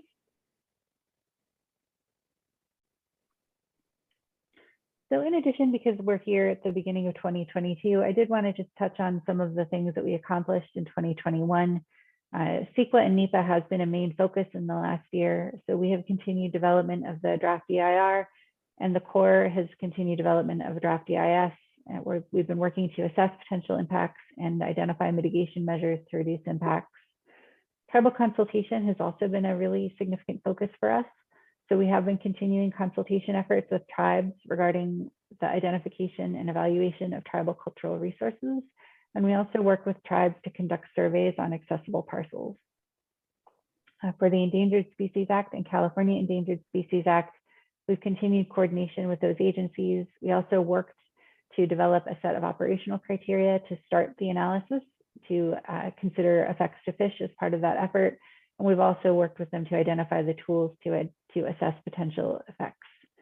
For water rights, the state board will be a CEQA responsible agency for the EIR, and we're expecting to submit a change in point of diversion in late 2022. Our main focus this last year has been coordinating the EIR analysis so that the state board can rely on that document as a responsible agency. For Delta Plain consistency, as you all are well aware, we've been working with the Stewardship Council staff for early consultation. And then also this year, we conducted a series of public webinars to help provide background information related to the draft EIR to help reviewers when they see the document this year. Next slide, please.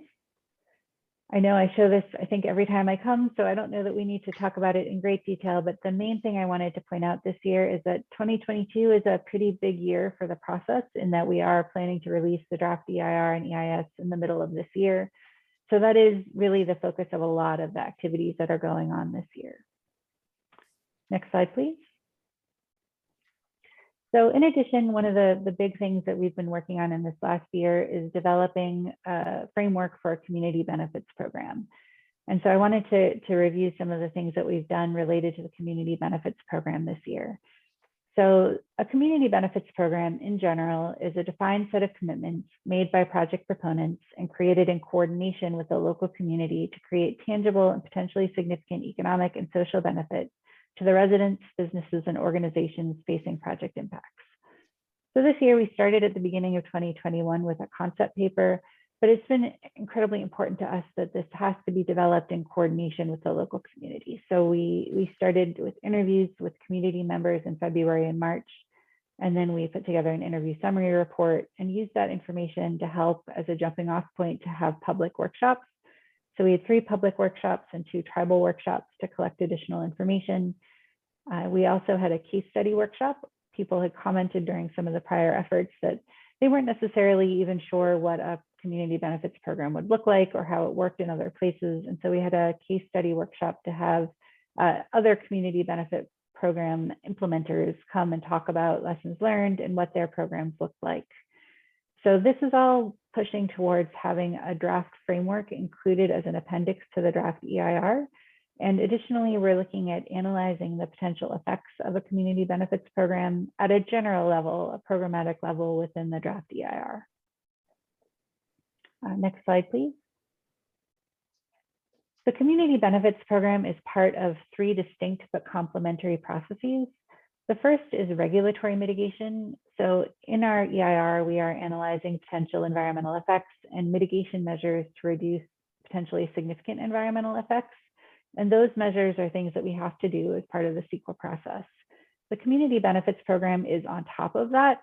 We recognize that CEQA is pretty prescriptive in terms of the types of resources that are included. And so it may not capture all of the types of effects that would be felt by communities during construction.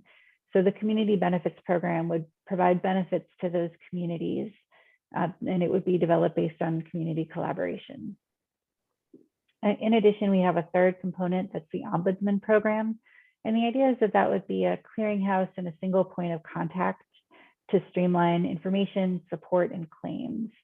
So, we envision the ombudsman being someone who could be available for the public throughout the process. So if someone is like, there's this construction going on this street, is that your project? They'd be able to provide information. If someone thinks that there is an issue that needs a claim, they'd be able to help streamline that process as well. Next slide, please. So there are 2 main things that we're considering as part of the community benefits program. The first is a Delta Community Fund. And so this would be a grant fund that would help empower the local community to protect, enhance, and sustain the unique cultural, historic, recreational, agricultural, and economic values of the Delta as an evolving place. The second would be economic development and integrated benefits. And so this could include things like targeted hiring, business participation programs, and also integrated project benefits or leave behinds. And an example there is the project includes park and ride facilities. Those could be left behind if the community is interested. And the one that we hear a lot is the need for internet within the Delta. And so if we're bringing internet to our project facilities that are near communities, we could look at ways of also having an integrated benefit to that local community. Next slide, please.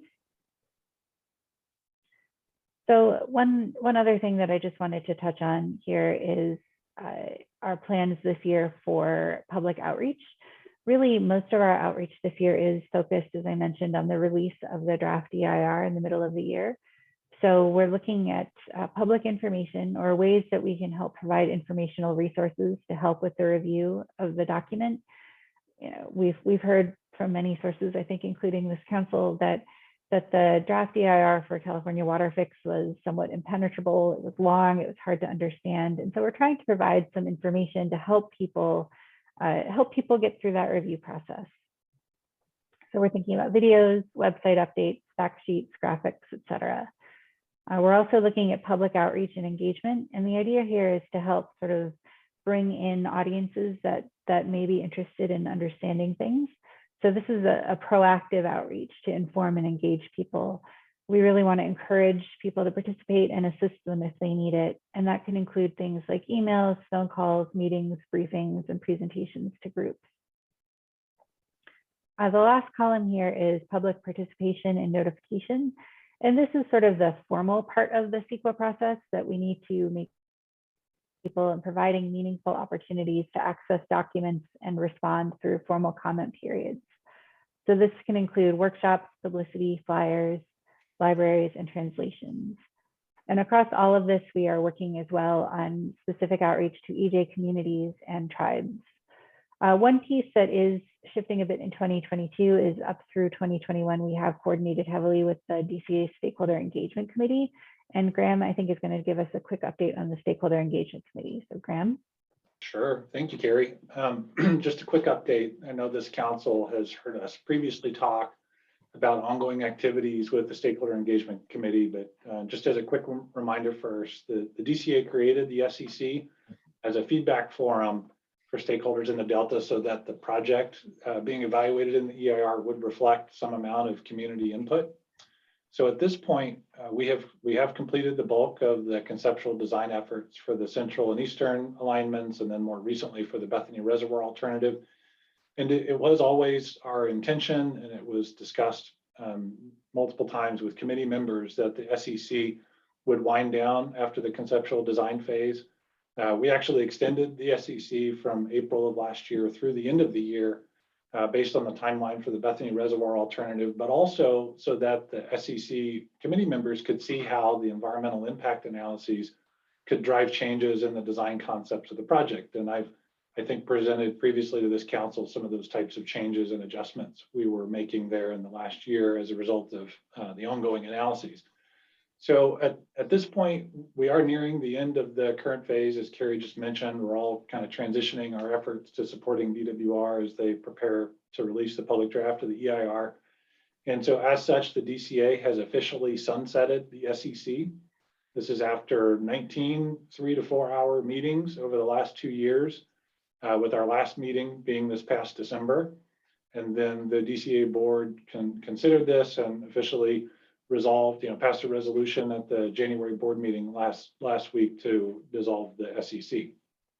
Overall, I think the SEC provided an opportunity for the conceptual design team to hear directly from local community members about their concerns. And when it was related to engineering elements of the design or construction elements of the project, I think the designers had a chance to really think hard and consider alternatives and different approaches or solutions. I'm sorry to kind of take this moment, but I just want to say that I really appreciate the effort that it took for the SEC members to participate in those meetings. It was a lot to take in. And we really tried to present complex information in ways that were clear and concise, but I'll say that we were also continuously challenged to do better in how we delivered that information. So I think it was a really wonderful experience from that perspective. We're in the process of preparing a white paper to memorialize the experience of the SEC and lessons learned about standing up that committee and operating that committee. This will be a publicly available document once it's finalized. So probably in the next month or two, that'll be available on our website through our stakeholder page. I think this will be a really useful document to reference back to in the future. If and when there is a project that moves forward and new stakeholder committees are being considered, certainly if there is a project that is recommended and we begin down a path of detailed design, there would be many more engagement opportunities to help refine the design plan with local community members. And then just as a recap, I know I've said this before, as in our near-term efforts, we've got several things ongoing, but we'll continue to think about new and different ways to get out and connect with the community on the engineering aspects of the project. Our focus at the DCA is really supporting DWR, but making sure that the community understands the engineering elements of the current project, making sure that they have access to that and are able to really ask questions and get clear answers on what the current project entails. So thanks again for that opportunity, Carrie, and the council to update you on this other important item. Thank you. Thanks, Graham. So I think we can move on to the next slide, which I think is our last one. Yep. So this is just, I always like to share the ways to stay informed. And if anyone is interested, the best way is to sign up for our e-blast list. And that is, the sign up is on our DWR Delta Conveyance homepage. So I think with that, Vice Chairman Dueño, we're happy to take any questions. Wonderful. Thanks, Carrie. Members, are there any questions, additional questions? I don't see any.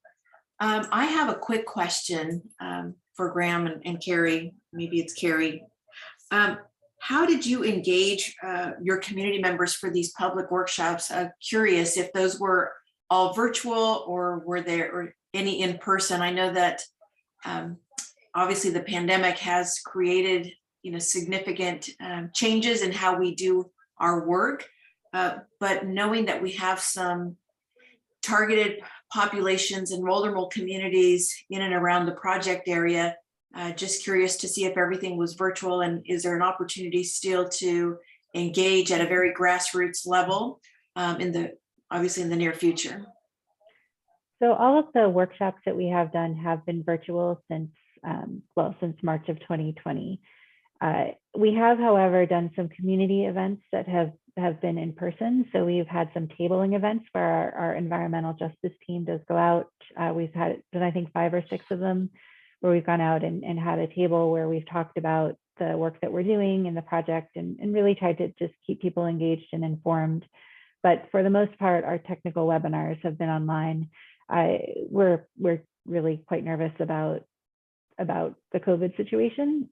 And also we have found that we have had better participation as we've used Zoom. So I think it's been a valuable tool for us that even when we are allowed to have in-person meetings, we'll likely try to figure out some way to continue. Great, thank you, I appreciate that. I could, if it's all right, I could add just a little bit too. Just Sure, Graham. so the SEC did start before the pandemic, fortunately, so we were able to have several meetings of that SEC in person, and those were productive. And I certainly miss those in-person meetings, but we then also had to shift to virtual.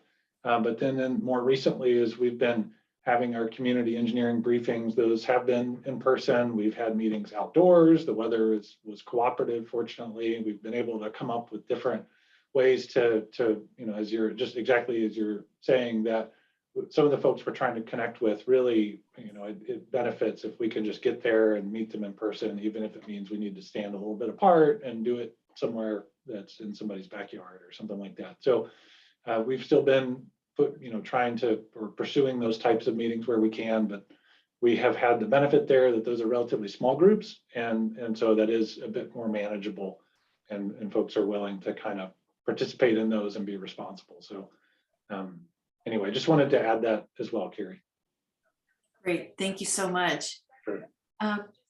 Beck, is there any public comment on this item? There is. We have Deidre Desjardins.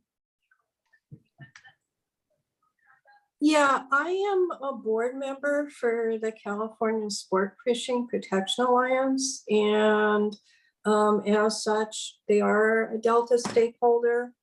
And I did want to say that I did attempt to participate in the Delta Conveyance Design and Construction Authority's Delta stakeholder meetings.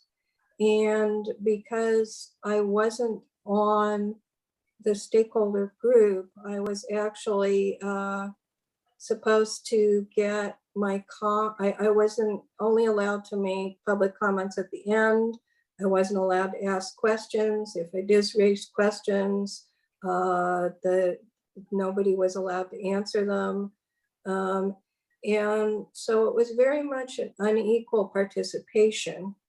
And then one of the primary concerns of CSPA was these huge monster 3,000 cubic foot per second intakes that were left over from when it was going to be a 15,000 cubic foot project, and they were going to have 5 of these things. And CSPA has an opinion of Dave Vogel, is that they're too huge and they're in the wrong places, and that they're absolutely going to be catastrophic for salmon. And there were also concerns, the town of Hood was enormously concerned that it was going to turn, they're sandwiched between the 2 intakes, and they were going to turn it into an industrial area. And I worked both with CSPA and with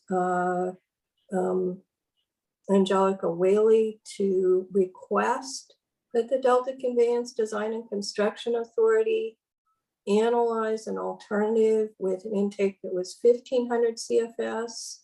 And there would be more flexibility about where they put them.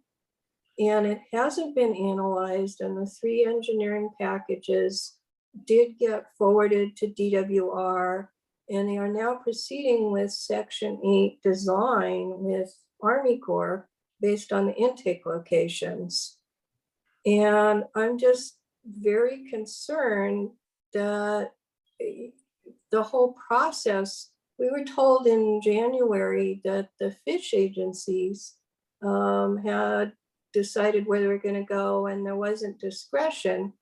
And then it's changed, and then it was, oh, we're just relying on the previous project. We've done studies. And as far as I can see, what happened was Gwen Buchholz did a reevaluation. She was on the previous time in September of 2019. We couldn't actually get copies of what the reevaluation said, but it was like, we're going to use these. These are the best, the water fix locations were the best locations. Pick 2 out of 3, and that's where it is. So I'm just letting you guys know. Thank you. Thank you, Deirdre. Beck, is there any other public comment? No, Madam Vice Chair, there is not. I'll turn it back over to our council if there's any other comments or questions. I'm so sorry. I actually see one raised hand. Let me see. It's OSHA Reserve. Okay.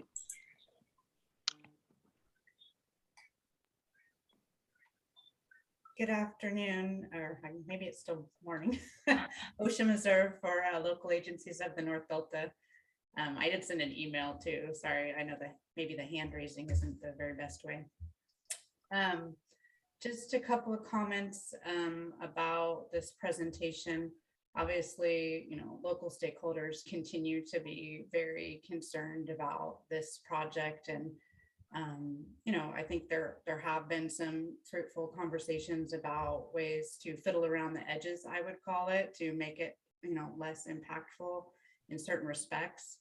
But even if the construction impacts are less, even if we get some of the construction out of the Delta, obviously that doesn't impact the construction on the river that would be required, obviously, to build these massive intakes that would be large enough to take half the river on average. Then you've also got the issue of ongoing operations, which again could take up to half the river on average. And I think we're very concerned about the long-term impacts on the Delta's water quality and quality of life and economy and environment and wildlife over this massive change to the Delta that DWR and certain water contractors have been continuing to pursue despite the availability of other options to meet the water supply needs of the state. And we think a lot of the initiatives that the state is pursuing in other avenues, for instance, preserving land, 30% by 2030, working on water resilience, all these other things. The tunnel stands in stark contrast to those efforts as really kind of a 19th century approach to water. That's just saying, let's get water from this location and take it from the people that are using it and the environment that's relying on it and put it in this other location. And I would really think we'd be beyond that by this time. Also just want to mention, Ms. Beckman mentioned the early consultation process. Those of us who were in the appeal process prior submittal of a consistency determination a couple of years ago had asked to be included in the early consultation process, since this is an ongoing project that was going to be resubmitted. But we were told that that would not be possible. So there's basically what are private meetings going on between the applicant, DWR, and whoever it should care to bring to those meetings, and the Delta Stewardship Council staff. And we think as members of the stakeholder community that we should be included in those discussions. So that's an ongoing concern that we have. with respect to the stakeholder process, definitely we'll be reviewing the summary document that was referenced by Mr. Bradner and providing comments on that so that it is correctly described the process that occurred there. I'm not sure if we conclude, the more participation from the Zoom, I think a lot of times people had 2 different lines going, one for the sound and one for the video. So, I mean, Zoom is great add-on, but I wouldn't assume that participation was better, especially in the Delta with spotty, access to broadband. Thanks very much. Thank you very much for your comments, OSHA. Beck, one more time, is there any other public comment that you see? No, Madam Vice Chair, I believe we're done. Okay, great. Well, with that, thank you again for your time, Graham and Carrie. Really appreciate the update. And to my council, seeing that there is no more public comment, our next meeting will be February 24, 25 via Zoom again. And I want to thank all of you for participating in today's meeting, and this meeting is now officially adjourned. Thank you so much and have a great rest of your day and week. Thank you. Thank you. Thank you. Thanks, Virginia. Take care, everybody. Bye-bye.